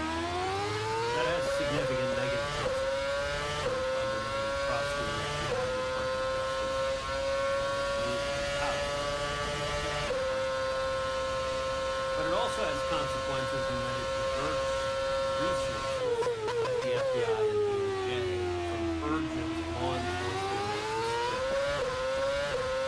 I will tell you, when I go back home to Texas, I am somewhat regularly asked by Texans, should we abolish the FBI? Now, my answer to that is an emphatic no. The FBI has a critical mission of stopping bad guys, whether serial killers, human traffickers, child molesters, or terrorists. But it says something that a sizable percentage of America has so lost faith in the Bureau that they believe it should be shut down. I think allowing the FBI to be politicized has resulted in far too little attention being placed on very serious national security risks that we face right now, including for the last 4 years. As a result of the open borders that we've had, over 12 million illegal immigrants have come into this country. And I believe as a consequence of that, we face a greater risk today of a major terrorist attack than we have at any time since September 11th, 2001. You have well over a decade of experience in national security and law enforcement. In your judgment, do you agree with me as to the magnitude of the threat that we face right now of a potential terrorist attack? It's as high as I've ever seen it, Senator. And describe to this committee what the FBI should be doing to prevent future terrorist attacks. Working hand in glove with our intelligence community and obtaining information that directly relates to the FBI's criminal mandate on an intelligence basis, and thwarting and prosecuting and stopping any terrorist attacks here and any homegrown activities abroad that are directed at the United States of America, along with countermanding the CCP espionage rings in this country, which dovetail with the foreign terrorist organization. Does it concern you that Customs and Border Patrol in the previous administration instructed Border Patrol agents in particular to be on the lookout for Hamas or Hezbollah or Palestinian Islamic Jihad terrorists crossing our southern border? Does that concern you as a risk to Americans across the country? Blinko got over with $200. Prior Homeland Secretary and prior FBI director testified to Congress that there are dozens of known foreign terrorist affiliates in the United States of America, and they don't know where they are. And it will be your priority to stop them. Is that correct? Absolutely. Thank you. Senator Blumenthal. I'll see you at MegaCon, brother. I'll see you at MegaCon. I'm going to ask you some easy questions. Oh God, here's I the take demon. it from what you have said to a couple of my colleagues. By the way, I made the super chat we box disagree bigger, on so at least when I highlight them, more people can read it. 'Cause I appreciate you guys. You would not object to this committee seeking access to it. And you're aware that Rule 60 permits you He's a demon. to talk about This guy's a your own demon. testimony. Will you testify to this committee, Look at say it. in a classified setting, as to what you said to the grand jury? Senator, I'm here to testify to this committee about everything I'm allowed to.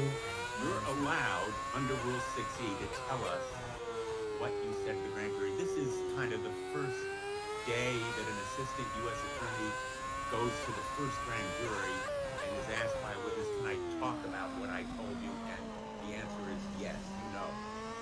Senator, I will consult with counsel. Let me just say right to the point, Mr. Patel. What are you hiding? Why won't you tell us? You testified under a grant of immunity after taking the Fifth Amendment as you're privileged to, and the appearance here is that you have something to hide. I submit to my colleagues on the committee, we need to know what the grand jury testimony is. We need access to that second volume. He's already said that you can have no access to it. objection to our seeking it, but you won't tell us even in a classified, confidential setting. I think that position is disqualified. That was days of testimony years ago. I don't have the ability to So recollect you can that. refresh your recollection.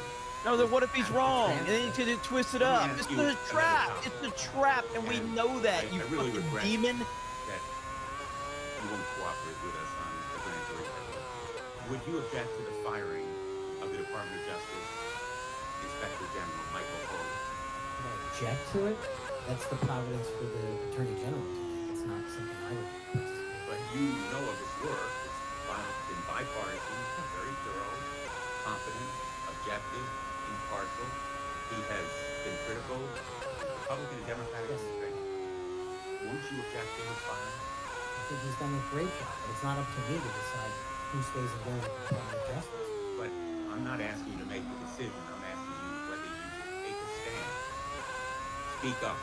Stand up in favor of a watchdog who has helped preserve the integrity of the Department of Justice and aligned himself against waste and fraud and abuse. If the Attorney General asked, yes.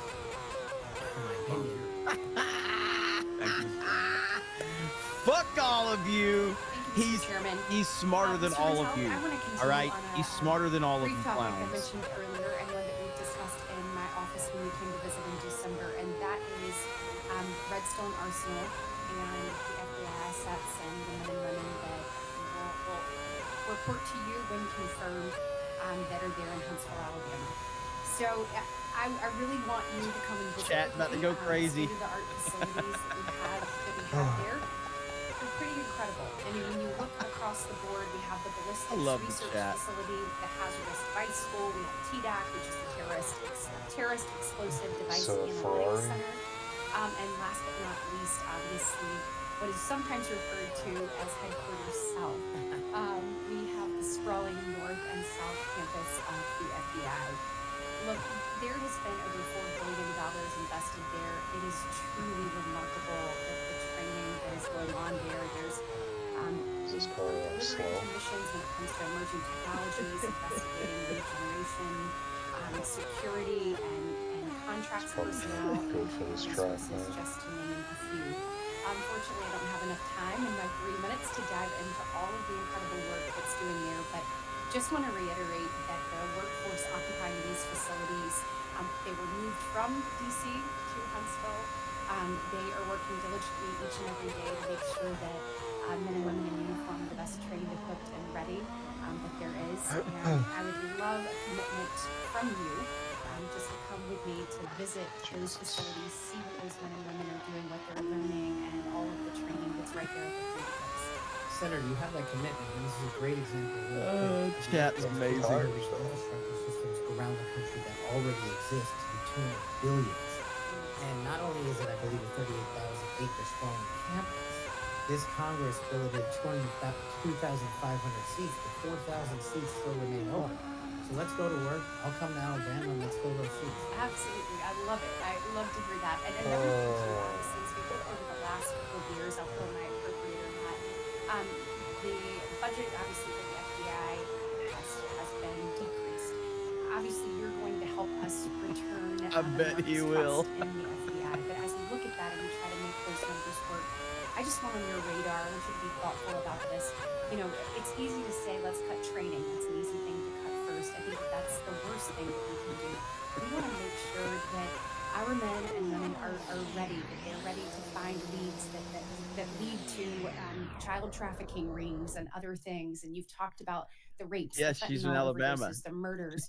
We want to make sure that we are equipping them with all the tools necessary to make those strides for the American people. And so just want your commitment from you that as we look at those things, that we will take a good look at Adrian training Curry. and make sure that that's not the first thing that Absolutely. High standards in merit. That's Thank what you so we'll do. much. Adrian Curry says I'd be fucking exhausted if I was a guy. You have no idea, Adrian. It's rough As we life for talked us. about Mr. Patel, It's rough. who's incredibly important in an FBI director, and a number of the things I asked you about in the first round, you important in an FBI director, and a number of the things I asked you about in the first round, you didn't recall or you wanted more context. I'm going to give you one of those. I'll give you Thank the you, rest Jim on the Duality. record. That was you guys have made this about, so much fun. I when I appreciate asked it. you about the Capitol police officers who testified in the January 6th hearings and you accused them of lying, you said, and I quote, "I don't think that's accurate." I Chat actually have now. the transcript Chat's here, going which in the was reported complete by the opposite Washington direction now. Post. And that was in March of 2024 on Joe Pack's podcast. He asked you, the Capitol Police in that fake January 6th committee, they didn't tell the truth, did they? Patel, no, not just them, many others. And lying under oath is a federal offense and they should be investigated for it. You believe that about the police officers? That's a general statement and a mischaracterization of what I said. I encourage you to read the rest of the interview. This is why snippets of information are often misleading and detrimental to this committee's advice and consent. Well, if you consent, I would love to have 5 hours of questions and then I could read the whole transcript. You've got 2 minutes. In September, you referred to the FBI's consent. I would love to have 5 hours of questions and then I could read the whole transcript. You've got 2 minutes. In September, you referred to the FBI's intel branch, which was stood up after 9/11 and works to protect us from foreign adversaries like China as, quote, the biggest problem the FBI has had, unquote. And you said you wanted to, quote, break that component out of the FBI. It was the same sentence where you said about turning the FBI headquarters into a museum. Do you really think that closing the intel branch will make Americans safer? Again, it's not what I said. The intelligence component of the FBI has seen some politicization and weaponization that we've discussed here today, and the intelligence collection capabilities belong in the intelligence community. Having served in both law enforcement and intelligence communities, I'm uniquely qualified to bring the intelligence limited component back to the FBI that ties back to the legislative mandate of prosecuting and investigating. Okay, last, I will end early, Mr. Chairman. You said in May of 2023, this is important to all of us because Elon Musk is playing such a major role in the government right now. You said Elon Musk cares about 2 things, your data and his money. Do you still stand by those words? I don't have that entire quote, but that's what it said. It was in you were angry because of endorsement of Governor DeSantis in Florida, and so you were defending Donald Trump, and so you criticized Elon Musk, and that's what's the context for it. Okay. And you said Elon Musk cares about 2 things, your data and his money, and it matters to us because he's playing such a major role in the government. At And the so time, I meant my if criticisms against Elon then too. What the fuck does it have to do with anything? These clowns are so ridiculous. So yes, I appreciate that Kash Patel was still standing by Trump all that time. Hell yes. Alabama. I have a full list if I choose Florida, but at the very least, maybe a Florida-Bama FBI HQ. That's happy again. Good people there, good recruits. We were fully supported. Moving on to a more serious matter, I know you would be shocked to learn this. As AG and as the chair of the Human Trafficking Council in Florida, we saw trafficking explode around the nation as a result of the Biden administration wide open borders. It's no surprise to anyone. But it might shock you to know that the National Human Trafficking Hotline that was funded by Congress to report tips to law enforcement in the last 4 years decided that they would no longer report tips to law enforcement, that they would take a more victim-centered approach. And this fell in line with a lot of what we saw over the last 4 years with people saying things like defund the police, abolish the police, nonsense policies that lead to an She left. explosion in crime. You and I both understand that from our prior work experience. Absolutely. So there was a CEO that was put in charge in the last 4 years who said that we cannot arrest our way out of the human trafficking problem. And she's back. That She's back. Trafficking in all its forms is the end result of inequities, abuses of power, and massive systemic and government failures. Do you believe that isn't that the cause of human trafficking, or is it the result of evil, heinous humans that seek to profit off of others' pain? The only people responsible for human trafficking are criminals. Kudos to you. Calm down, excellent. Calm down. The other attorneys general in this nation and a They have a leg press machine there? Huh.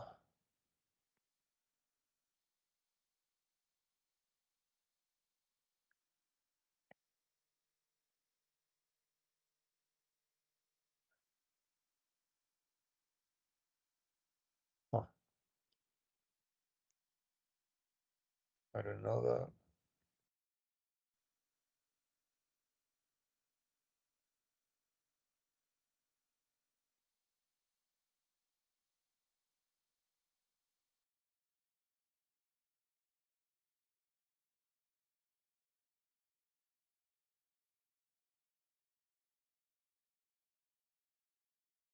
Bipartisan passion, not only demanded that they begin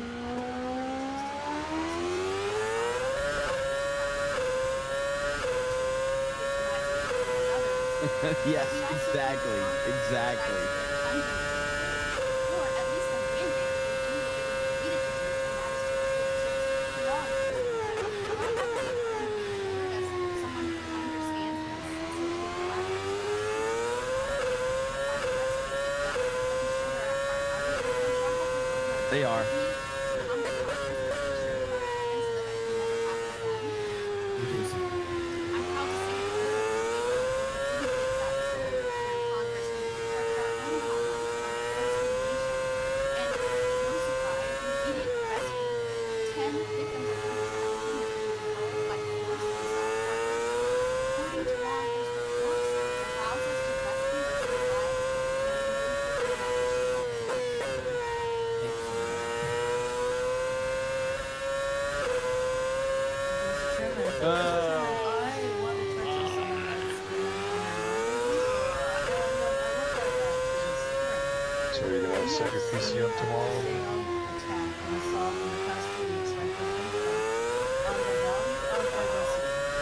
Through his executive orders, he is seeking to dismantle over 60 years of work to promote equal opportunity in the federal government.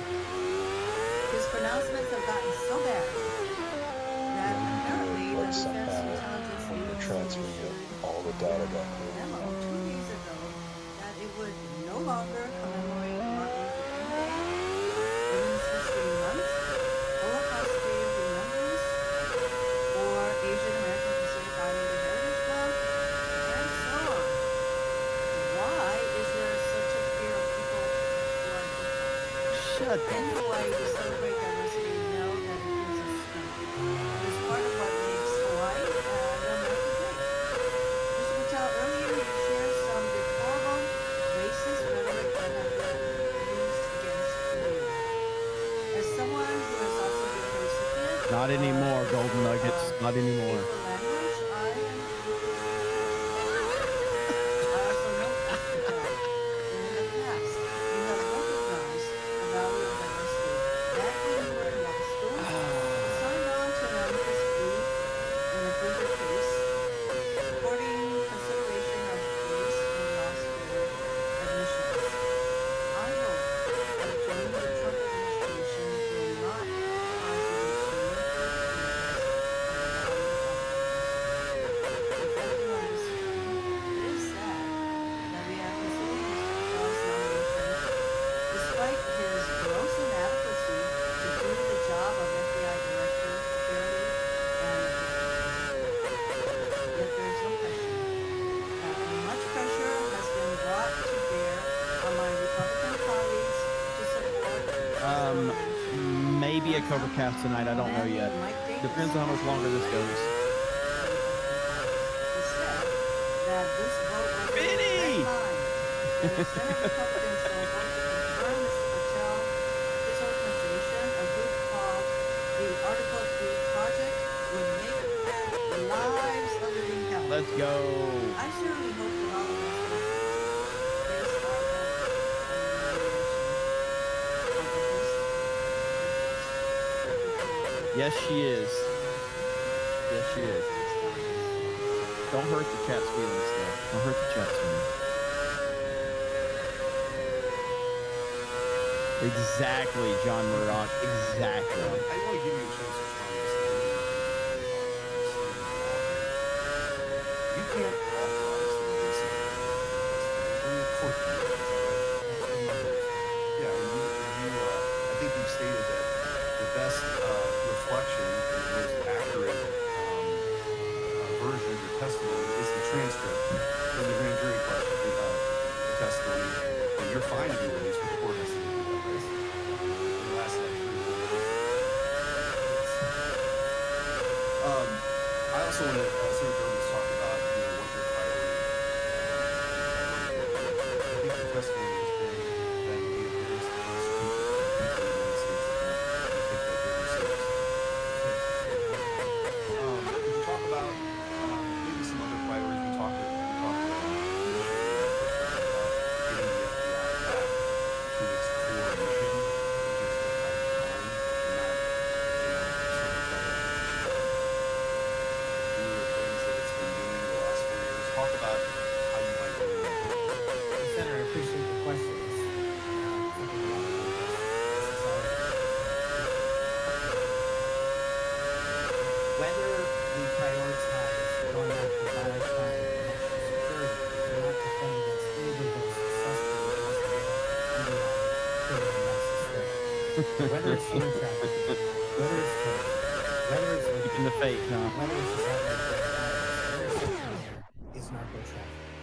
It is the underlying underbelly, the evil, illegal underbelly of all those operations. And we have not prioritized, in my opinion, as a law enforcement agency, the collective power we can rain down on criminal narco trafficking networks. And ideally, if I'm confirmed, Senator, I would like to work with Attorney General Pam Bondi, if she can be confirmed, to set up regional drug interdiction task force where our local sheriff's offices, our local PDs, and our local precincts are folded in.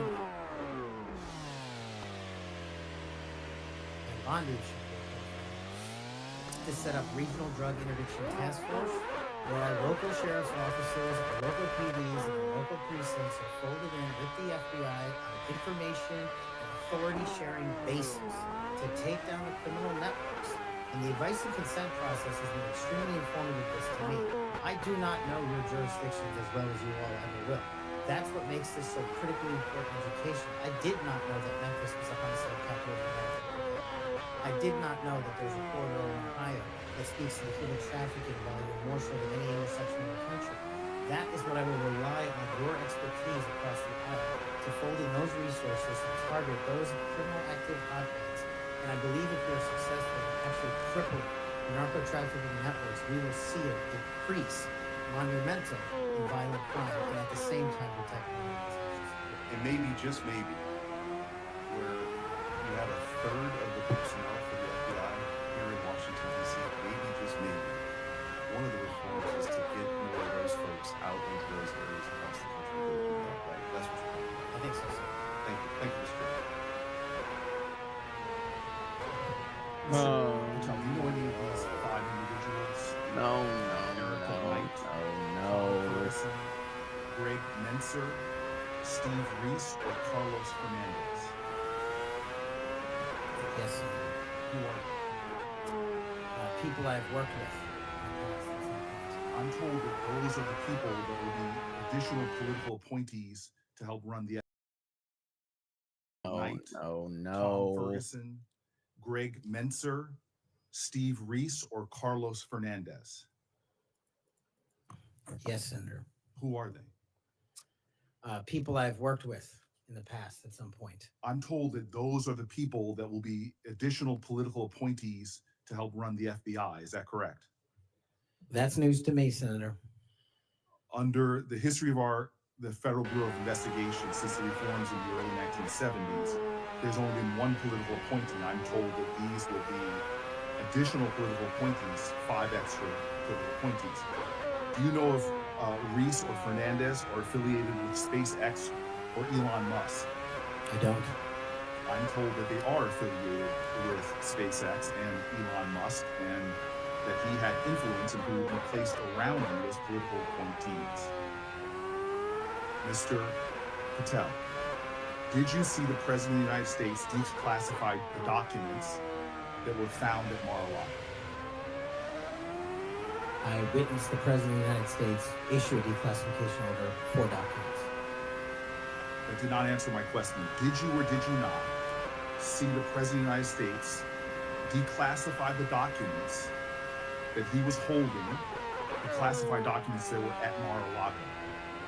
Did you? I don't know the answer to that question because I don't know what was fully found because the Justice Department hasn't made that public. You claimed publicly that you saw President Trump declassified documents. Is that correct? That's correct.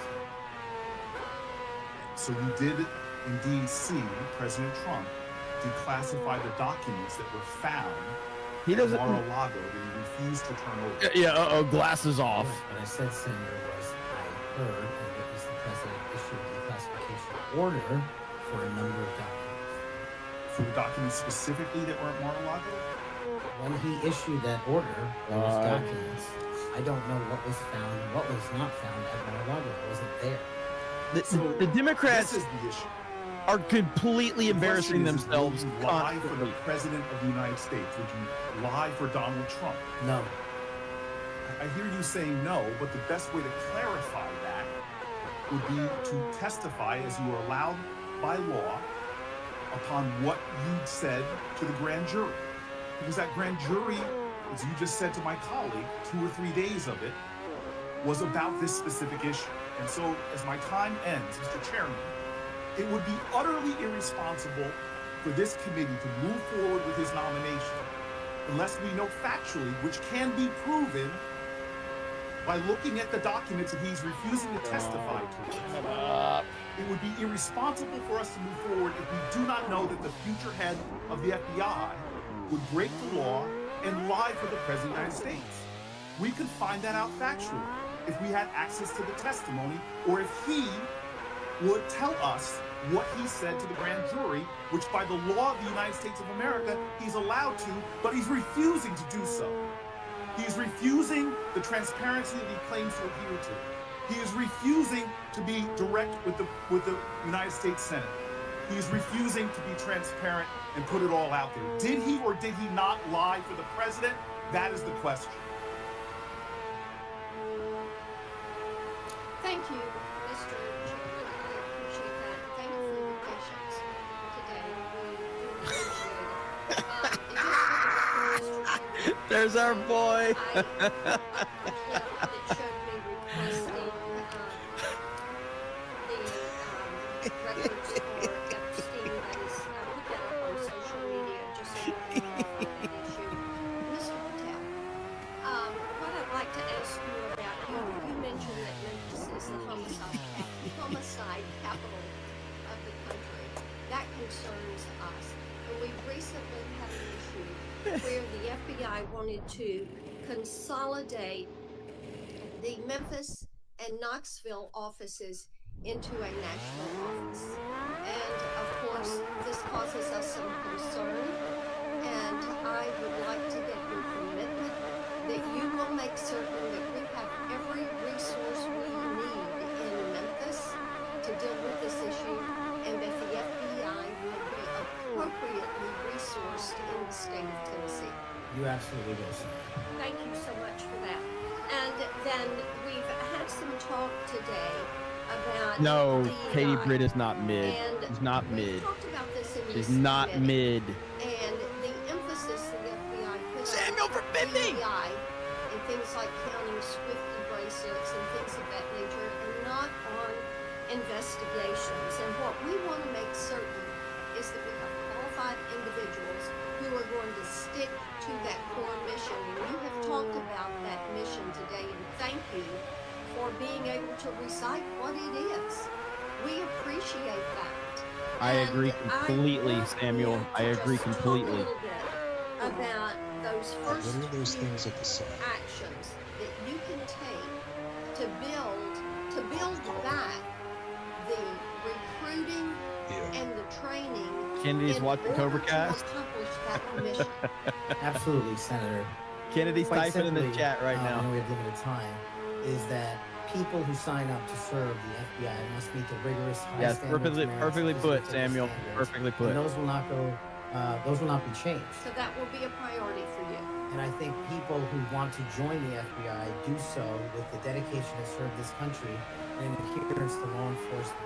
We will allow those folks that graduate from the Academy of the FBI to carry a gun and a badge in representation of this country to protect its citizens. When we allow the good cops to be cops and put handcuffs on the bad guys, I think we will see an exponential increase in enrollment and how we keep people at the FBI. And that is a day one item for you. Yes, ma'am. Thank you. Thank you, Mr. Chair. Mr. Patel, do you believe that background checks for firearm purchases are constitutional? I don't know the in-depths of it, but I think that's what the Supreme Court has said.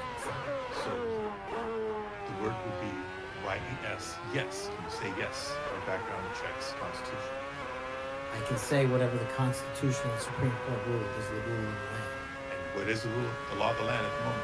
I'm not an expert on state-by-state background You're checks. going to be universal background checks. Well, that's different. I think actually your answer is pretty telling. Let me ask you another question. Do you believe that civilian ownership of machine guns are protected by the Second Amendment? Universal background checks are different. That's not. I asked you a separate question. Do you believe civilian ownership of machine guns is protected by the Second Amendment? Whatever the courts rule in regards to the Second Amendment is what is protected by the Second Amendment. Get another telling response, colleagues, on another important issue. Both sides of the aisle that are concerned about gun violence in America. I raise these questions because of They're trying to get him on the record to use it against him at a later date. That's what they're. It's all tricks. It's all bullshit. Opposed to firearm regulation.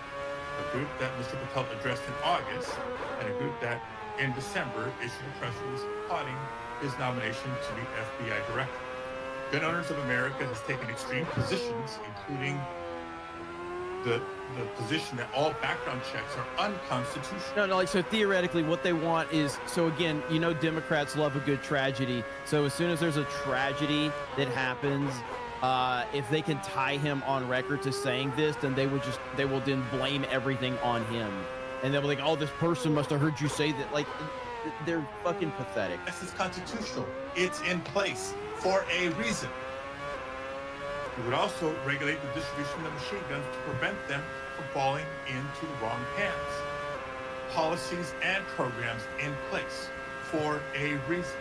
And given your hesitancy, given your answers, I'm concerned about your ability to do the job when it's not in alignment with groups like Gun Owners of America. Colleagues, we've been hearing a lot of partial responses and lack of recollections throughout the day. And welcome to politics. Identify the pattern of Mr. Patel calling FBI leadership corrupt, labeling agents as gangsters, accusing them of being part of a criminal deep state conspiracy. We've heard of his experience with the J6 prison fire, a group of individuals convicted for their roles in the January 6th insurrection. We've heard his false claims that the U.S. has secured airspace permissions during a high-stakes SEAL team hostage rescue mission in Nigeria. I can go on and on. These positions are inconsistent with the role of FBI director, a position that demands independence, professionalism, and unwavering commitment to the rule of law. Mr. Patel, your loyalty to President Trump and the MAGA movement may score you points in some quarters, but they are certainly not the qualities necessary to serve as director of the FBI. And Mr. Chair, just in closing, I understand while I was out of the room earlier that Senator Tillis raised my name and attributed to a quote, bent the knee as part of my questioning earlier to me. And so for the record, and for my colleague from North Carolina, I want to clarify that the bent the knee quote were not my words. I was quoting Mr. Patel as he appeared on the Sean Ryan show on September 2nd of 2024. And I'm happy to share a link. Senator Tillis. Thank you. Wait a minute. I didn't catch the end of that. Thank you very much. I don't want to belabor this, but it certainly. Was he saying that he needed to add context to something? Is that what he said? Was he adding context to something that he was accused of saying? Did I miss that or not? Interesting. The second thing is that you have everybody who runs an agency has enormous responsibility for the people who work there. I happen to have an incredibly high opinion of the FBI. The first time I came to Washington as a boy, I remember the thrill I had going to the FBI headquarters. I thought it was a big deal that my senator then got me special tickets to go. And I've always admired them. There's a lot of apprehension there. And it's not just there's a lot of disruption in the new administration. And we've seen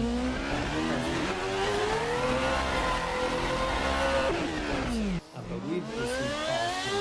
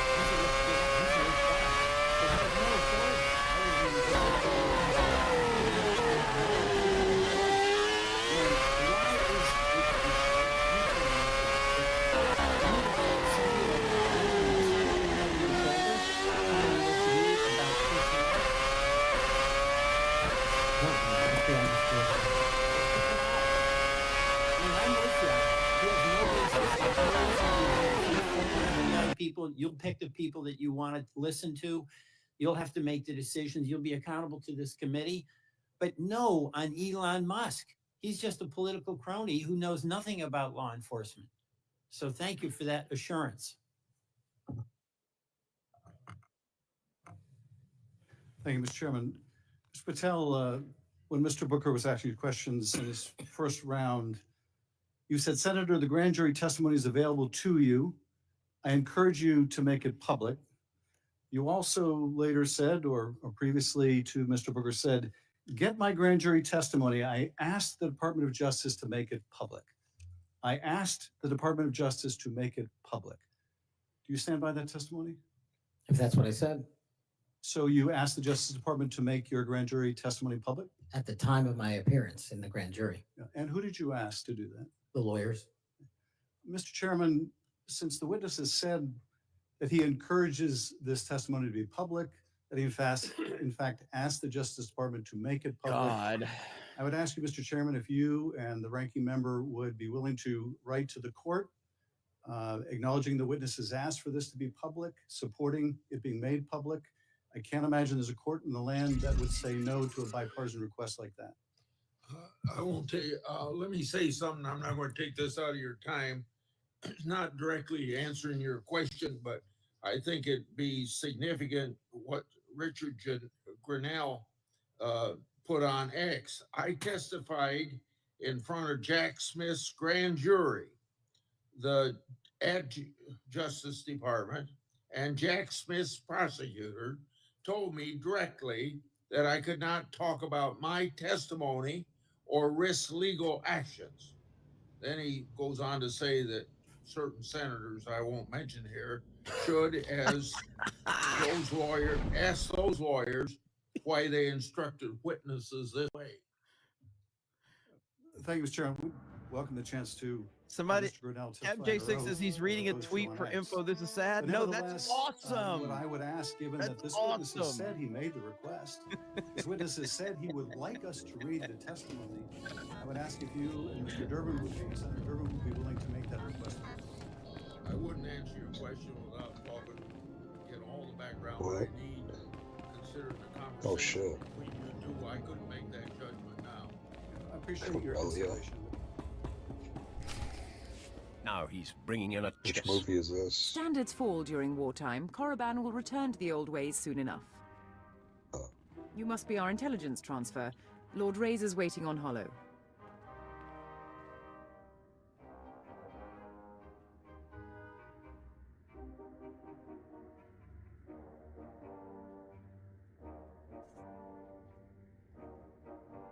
I'm afraid we haven't been introduced. Major Nadeka. I served under Darth Gravis on Taris and Raban. This is Major Sanos, just off his 3rd year at the trench. Ready to continue, my lord? My squadrons, prepare to launch. Listen well, my new operative, for I will repeat nothing. Corellia is a founding planet of the Republic. It shall be our first conquest as we march to victory through the core worlds. But its population fears us. The Republic army resists us. Their doom is our purpose here. Under Lord Razor's command, we've been conducting a bombing campaign for the Many past hours 6 have you weeks. put into this one? He's brought us here to coordinate a final airstrike against Aegis Base, the Republic Army's Nice. headquarters for this sector.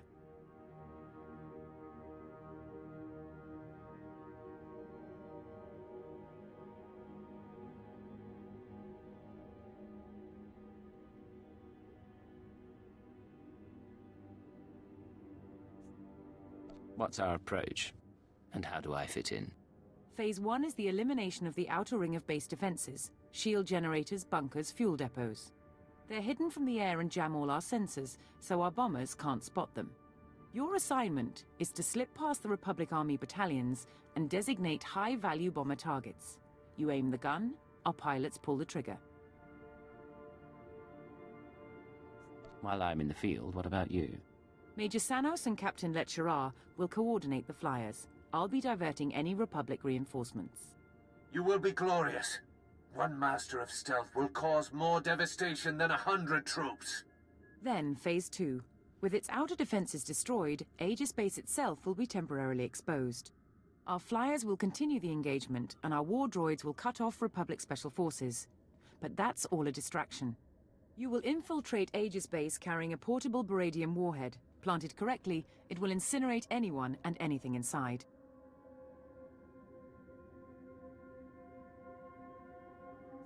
It'll incinerate the base and me with it. You will have enough time to escape the blast. If you fail, you die for the glory of the Empire. You'll be patched into our channels to keep you apprised as the assault proceeds. Go now and arm yourself. The fighters have already launched, and Republic blood rains from the skies. Now, Major Nadeka, what of your war drones?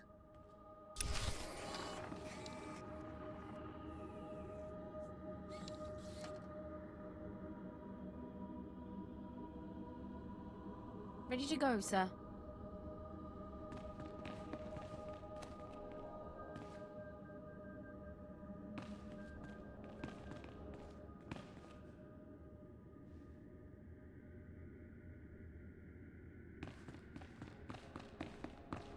Lord Razor to all forces. Today you will burn this sector And to the reason bone. why I think it's so important I will anoint you with my blood. is let's You will be my remind legion of ourselves what terror. those documents Die. were in Mar-a-Lago. I will climb your According to the corpses to indictment, victory. classified documents Trump stored in his boxes include information regarding defense and weapons capabilities of both the United States and foreign countries, the United States nuclear programs, potential vulnerabilities of the United States and its allies to military attack, and plans for possible retaliation in response to a foreign attack. So, testimony that goes to the care or lack of care, the truthfulness or lack of truthfulness of Mr. Patel would be directly relevant to whether he should be confirmed as FBI director, and those records are there for the asking. No court's going to turn us down. Mr. Patel may be, I don't know, but he may be the first nominee for FBI director in history who felt it necessary to plead the fifth.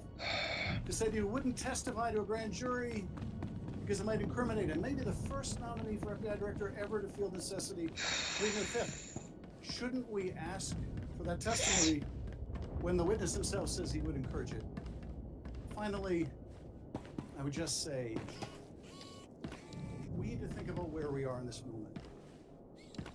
We have a new president. He's fired prosecutors who investigated him. He's investigating other prosecutors, or his Department of Justice is. Hell He's yeah. fired inspector generals who might hold him accountable. Hell yeah. And this is just the start. Damn right it is, And baby. as FBI director nominee, he's chosen someone whose primary qualification, in my view, is his willingness to say yes when everyone else would say no to whatever the president wanted, to say whatever he wanted, to do whatever he wanted. That's why he is sitting here. I mean, look at the people who held that job before Mr. Patel. The stature of the people that held that job. The stature qualifications of the people that held Comey? that job. What?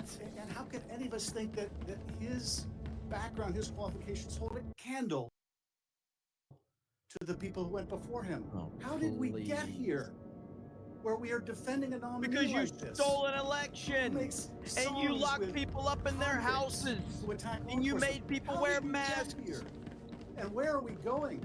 History is littered with democracies that lost their freedoms and didn't notice it while it was happening. Let's not be one of them. Time's up. Before Senator Tillis ends this, I want to put in the record a letter from the parents of Caleb Muller. What Tell the them fuck? a successful operation to track and kill ISIS leader al-Baghdadi.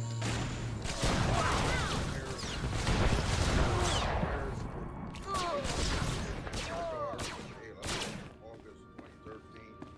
Any family that has lived through such an experience will know the value of dedicated law enforcement officials. Because we have personal experience of his dedication, we know that Cash Patel is such a person. We continue I like to see Grassley. in him I like a Grassley. genuinely kind, thoughtful, action-oriented man who focuses on what is true and right and just. He loves our country and our citizens and wants the best for them all. He wants the country to do the best that it can without objection of their letter in the record. Senator Tillis. Thank you, Mr. Chairman. Mr. Patel, I think everything that I did to invest in knowing you better has been on display today. Congratulations. You've exhibited composure, knowledge of the subject matter that I think more than qualifies you for director of the FBI. You know, we seem to have the benefit of sort of a different view of looking at the history. I heard, I actually was supportive of Comey until I figured out that he was playing games. Maybe this is one of the people of great stature, but it's well known now that he did some things that seem to have a political tint to him. I voted for Christopher Wray. I think he's a good man, but I also think he was at the end of the day. You know, it's probably going to disappoint the audience to hear what I'm about to say. Now, those who are watching, you may be surprised to know that most of us at this dais on both sides of the aisle like each other. Senator Schiff and I just met within the last week to talk about areas that we can work together on. Senator Padilla and I actually worked together. We co-chair the bipartisan mental health caucus, and I believe it's actually one of the most important pieces of legislation we've done. I didn't get a whole lot of Republicans to vote for it, but a fair number. And this is working extraordinarily well. Would you commit to me to go into the Nix Center of West Virginia and just see how extraordinary this has come to be, and how it hasn't resulted in a mass confiscation of guns? It hasn't resulted in a propagation of red flag laws. In fact, the plain text of the legislation is not allowing money to flow to states, unfortunately, including Florida, that we believe have not gotten the new process right quite yet, so that we would actually fund red flag laws in these. This is what bipartisan uses. Now, you're not going to see it. Look, we had Pam Bondi here. Where did he pull that out from? Target destroyed. Seems our intelligence transfer is no talk after all. The fact is, They just do a terrorist attack. I voted yes. It's going to be the same thing. Stay information, boys. We're just getting started. Mr. Patel, I tell you, it has been a distinct honor to do the work with you, to get ready for this. I've got a lot of folks on the sidelines. And you're going to be held by, I hope you listen to, and if you don't remember,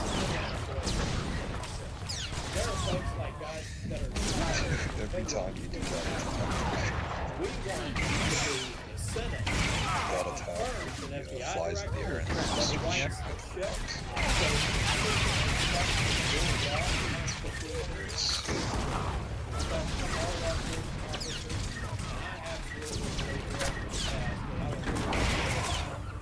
Thank you, sir. God, they should just make a campaign show.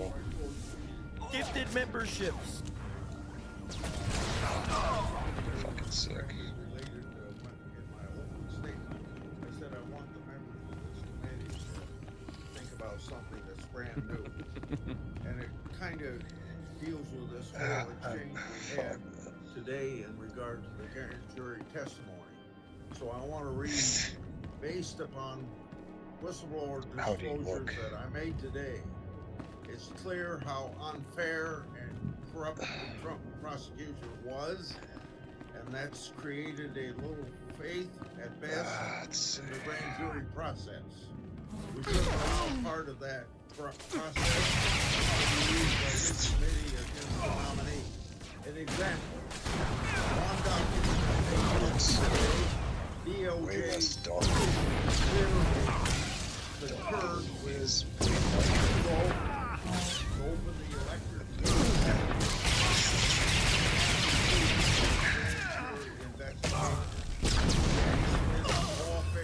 What don't you like about What don't you like about the live action CAD bit? What? We got one more Devo in there, baby. Well, isn't that supposed to be him like when he's like older? Because he got tough questions. I think you did very well, and your reputation to it during this hearing,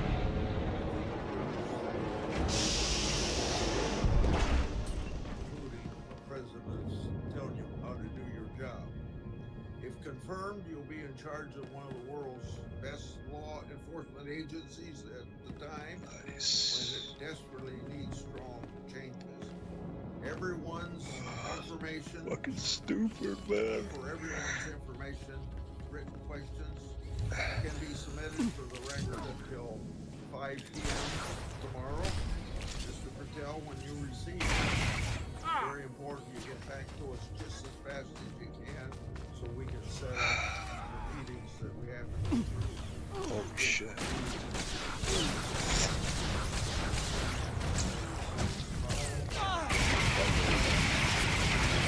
$60 or shit. Thank you, Mr. Chairman. Hey, Cash Patel did a great job.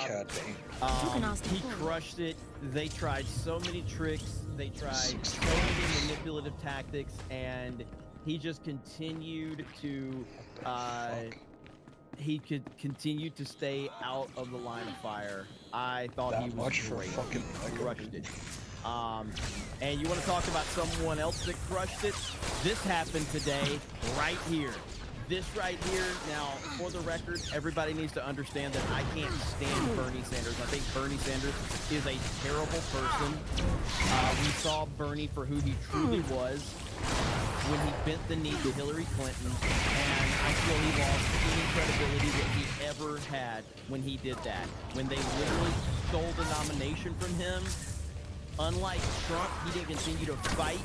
He bent the knee to the machine, and RFK destroys him right now. I'm going to make America healthier than other countries in the world right now. Will you guarantee do what every other major country does? That's a simple question. And by the way, Bernie, the problem of corruption is not just in the federal agencies; it's in Congress too. Almost all the members of this panel are accepting, including yourself, are accepting millions of dollars from the pharmaceutical industry and protecting their interests. I thought that was I ran for president like you. I got millions and millions of contributions. They did not come from the executives, not one nickel of PAC money from the pharmaceutical industry. They came from workers. In 2020, you were the single largest because I had receiver of pharmaceutical money. from workers all over this country. Workers, You were the this single- not a nickel from corporate Bernie, tax. you were the single largest acceptor of workers- pharmaceutical dollars. No, from workers in the industry. 1.5 million. Yeah, out of 200 million. All right, but you have not answered. Last question. RFK crushed him. Oh, that's beautiful. That is fantastic. So, you love to see it. I haven't heard this one yet, but apparently Tulsi... You said of President... Let's see. Sir Kelly. Thank you, Mr. Chairman. Colonel Gabbard, when Russia was denying us use of chemical weapons, they accused the U.S. of supporting terrorists. This is a line that Putin used frequently during the Syrian civil war as he supported Assad. Syrian officials made similar comments. They did it repeatedly. They did it in public. They did it at the United Nations. In 2016, you gave an interview in which you said, and this is a quote, "The U.S. is providing..."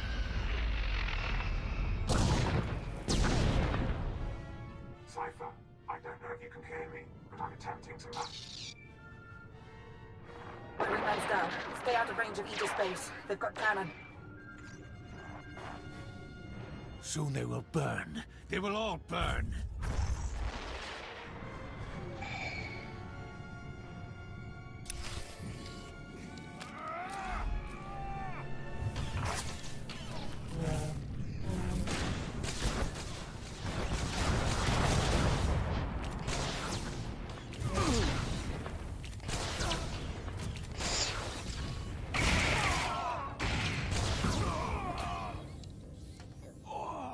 Direct and indirect support to terrorist groups in order to overthrow the Syrian government.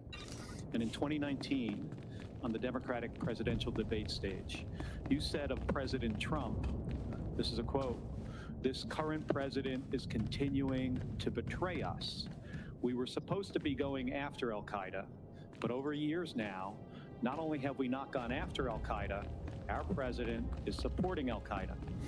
So I'm interested to hear, what was your goal in saying these things? And did you consider, before saying them, the motives of Iran and Russia, what their motives might have been before making these claims? Senator, as someone who enlisted in the military, specifically because of Al-Qaeda's terrorist attack on 9/11 and committing myself and my life to doing what I could to defeat these terrorists, it was shocking and a betrayal to me and every person who was killed on 9/11, their families and my brothers and sisters in Israel. When as a member of Congress, I learned about President Obama's dual programs that he had begun really to overthrow the regime of Syria, and being willing to, through the CIA's Timber Sycamore program that has now been made public, of working with and arming and equipping al-Qaeda in an effort to overthrow that regime, starting yet another regime change war in the Middle East. DoD train and equip program, again, begun under President Obama, Didn't we see is this? widely known, looked at, and studied, that ultimately resulted in over $500 million being used to train We'll finish it off in called case moderate there's rebels, but were earlier. actually fighters working with and aligned with Al-Qaeda's affiliate I on point the at things and ground they in explode. Syria. I All should to bring air move support forward more with often. their regime change and not acknowledging what was obvious at the time and what has unfortunately borne true, which was that a regime... Deliver it to the very center of the base. Looking on fire behind me. The security codes. I'm not that enemy. Never mind.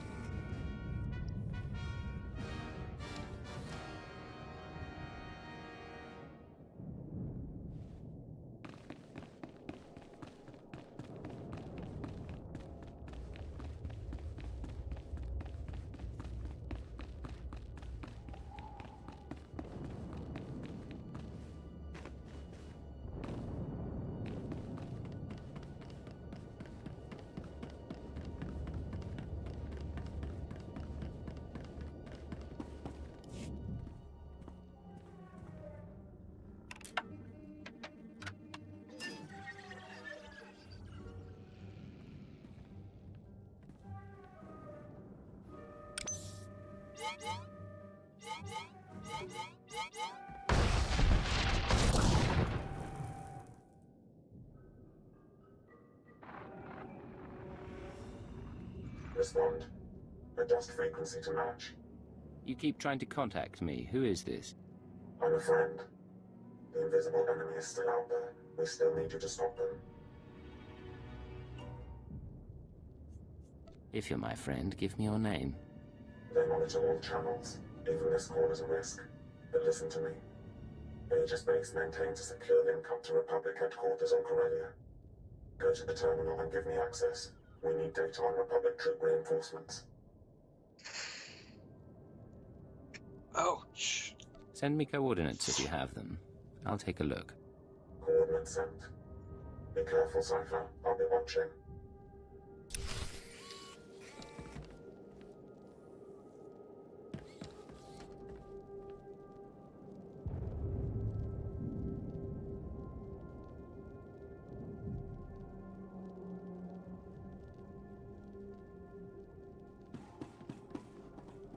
Hey, why don't you shut the fuck up?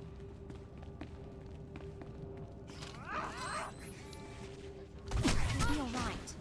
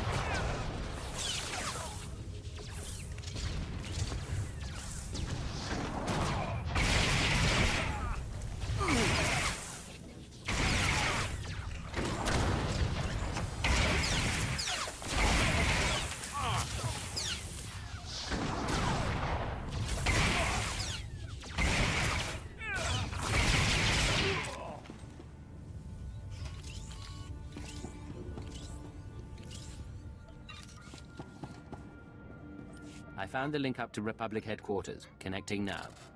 42 seconds until intercept. Slicing files. Here. This is Supreme Commander Rands to Corellia Command. I hope General Garza has arrived safely. She spearheads one of two waves of reinforcements. Hers is a Special Forces-led deployment of armor and infantry. The second wave is a coalition of foreign powers providing a detachment of battle droids, commandos, and shock troops. Details are attached to this message. Whatever the challenges, we will not give up Corellia. The Empire isn't prepared for this level of opposition.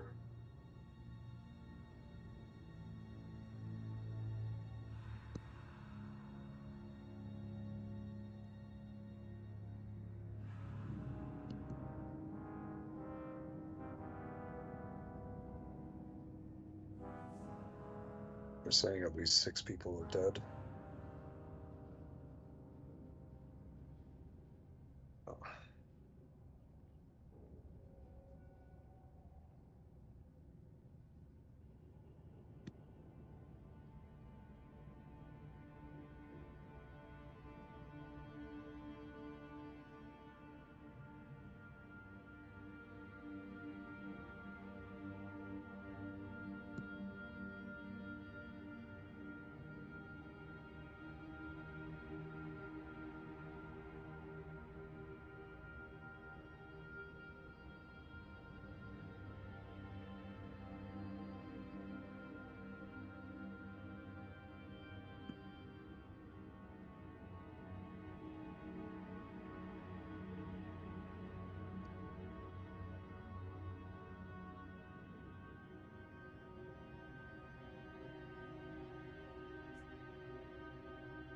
What do you know about our forces and strategy?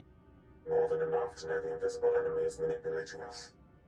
Complete your mission to destroy Aegis Base. I've arranged a secure line at your base's headquarters. After you report in, we need to talk. I won't be your pawn. Give me answers or we're finished. The secure line. I'll tell you everything, Cypher. We'll work as equals again.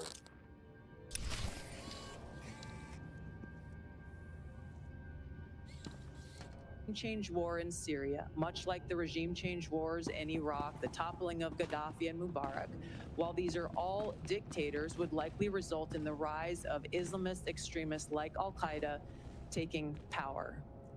I shed no tears for the fall of the Assad regime, but today we have an Islamist extremist who is now in charge of Syria, as I said, who danced on the streets to celebrate the 9/11 attack, who ruled over Idlib with an Islamist extremist governance, and who has already begun to persecute and kill and arrest religious minorities like Christians in Syria.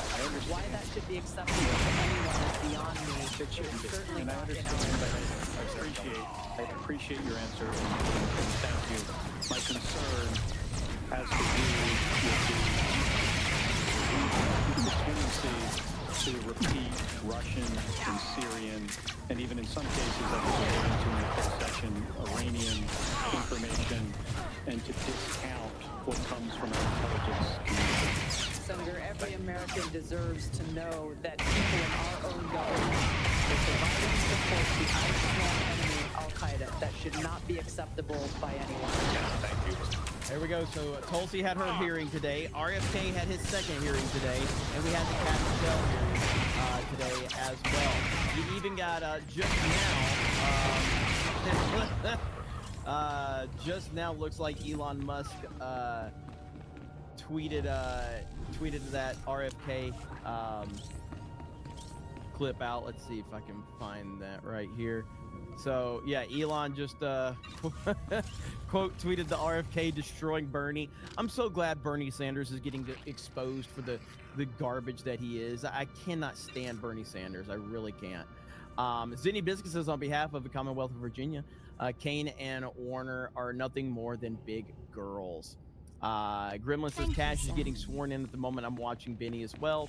Cliff says, Jeremy, last week I was 287. This week I'm 285. Still a ways to go to reach my goal of 199, but slow and steady wins the race. Listening to you is certainly helping me get going. Hail the 199. Hey, congratulations, brother. Keep up the grind. Looking forward to hearing your progress. Marmelin says, I was already enjoying Cash as a nominee. Now he should be it. I cannot get any more erect. I may have to call emergency services.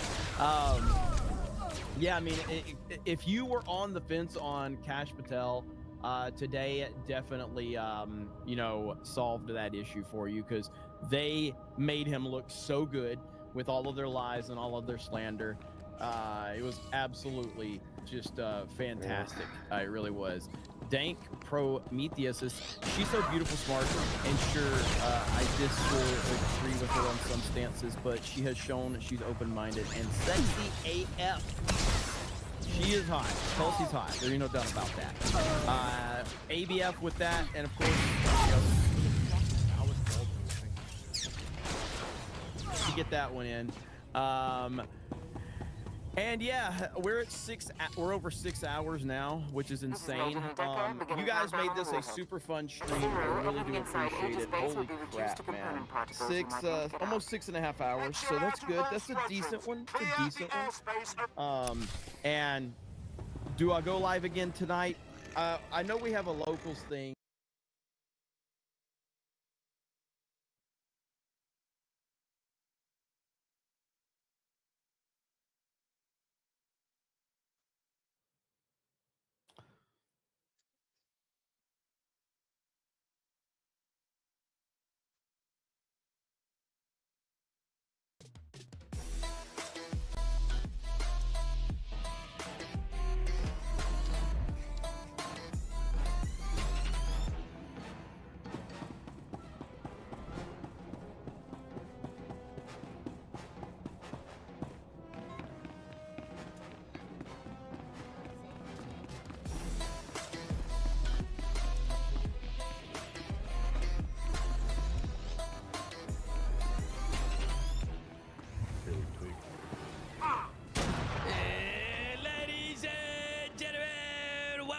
to another episode of The Flank. I'm joined by the one and only, the human terror, one of the best ARs to ever do it. Give it up for the world champ himself, Sam LaRue Octane. I'm joined by some of the best analysts in the game, the world champ, Christopher Duarte Parasite. And then, of course, we got the executive producer of The Flank. Give it up for Benjay Nassim, who's in Madrid right now, live from Madrid.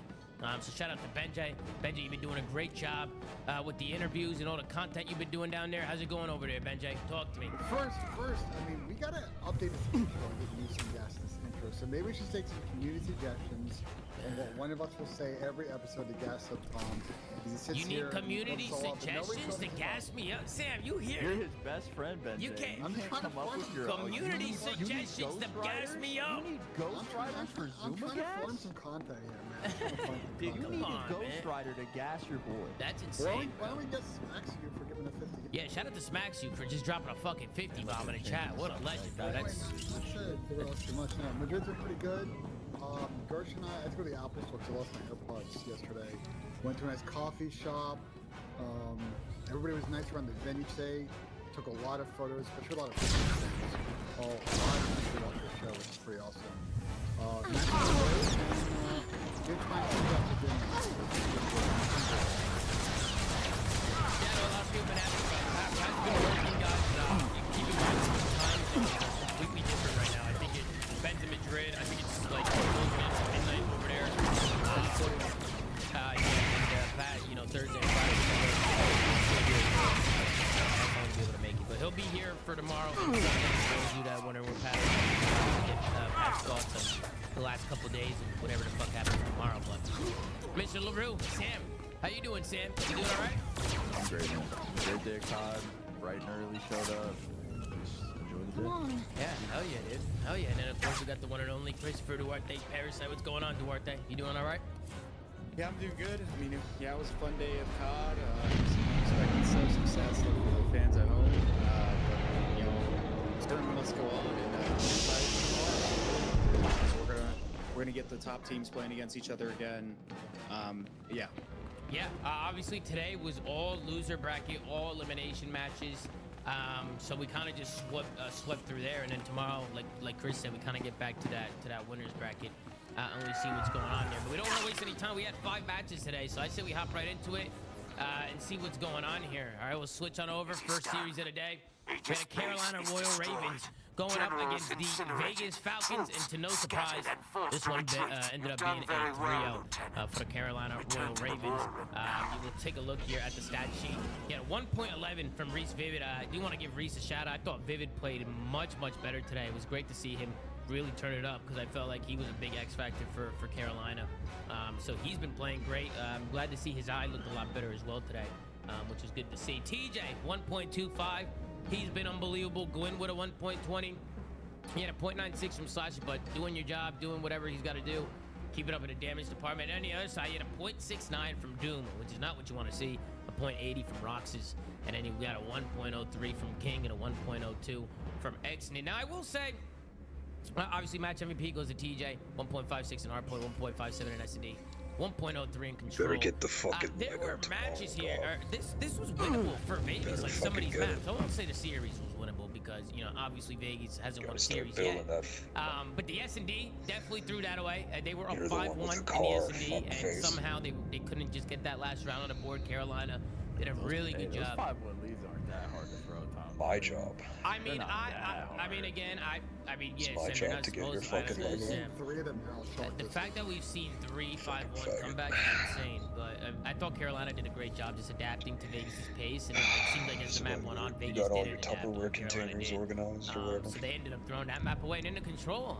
Vegas was up 2-1 in control, and then they choked their defense. They messed up on their defense and went into an overtime, and then that was all she wrote. They ended up getting 3-0. Obviously, the hard point wasn't really close. I know they've been really struggling in the hardpoint category. But Sam, we'll start with you. What did you get a series, Sam? You summed it up pretty well. I mean, another Vegas Legion series or Vegas Falcons where they snatch defeat from the jaws of victory. They were up 5-1 and 2-1 in the control. I don't resist. They just find and invent new and creative ways to lose. Yeah. So, continue it yet again.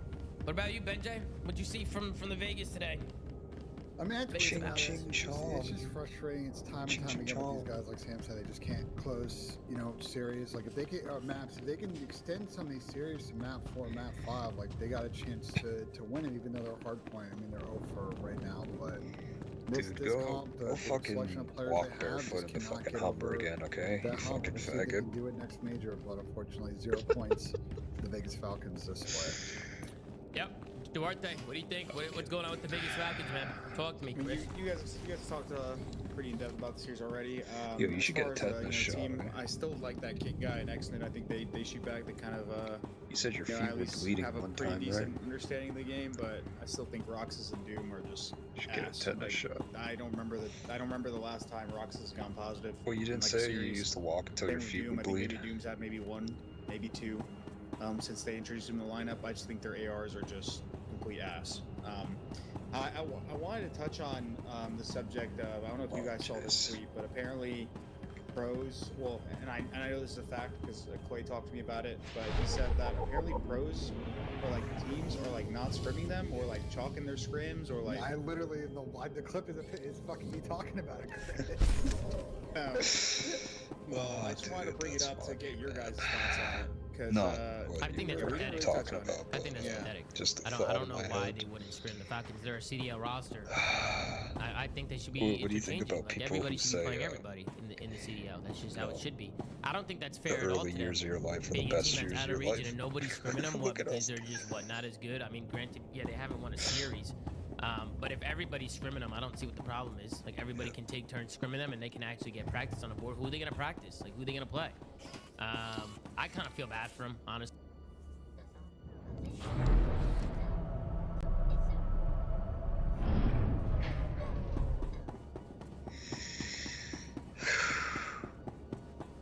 You sound jealous, dog.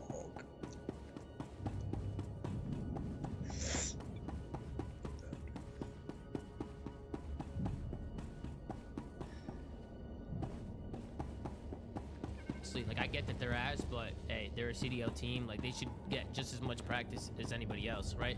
I mean, we've had problems in the past with blacklisting, and we saw how that unfolded, right? I don't think these guys should be blacklisted just because they're not good.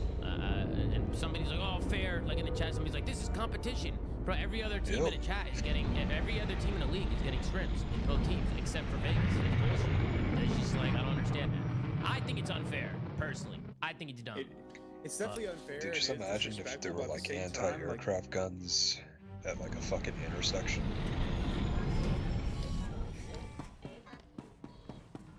Yeah. My body requires improvement.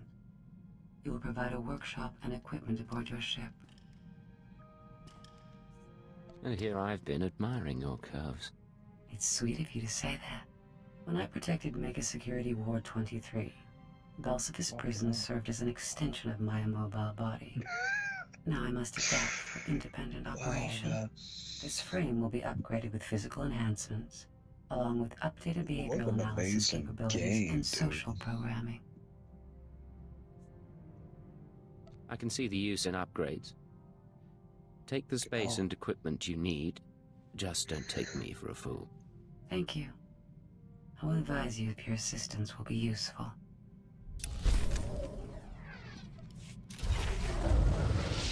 I have been dissecting the droids and cyborgs we encounter during travel. They've proven adequate base resources to improve my chassis and power supply. Phase 1 of my upgrade is complete. No qualms about dissecting droids for your benefit. You eat organic matter. I consume the parts of lesser beings. I must recompile my secondary programs to integrate recorded experience into my new iteration. I will learn from everything we've done. Feel privileged. You're about to witness my personal evolution. It's kind of you to share the moment with me. I agree. Thank you for understanding. Upload initiated.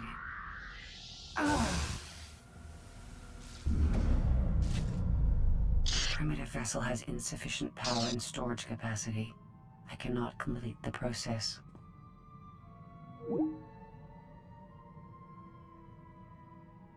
Well, Thanks to my primitive vessel, I needn't have worried.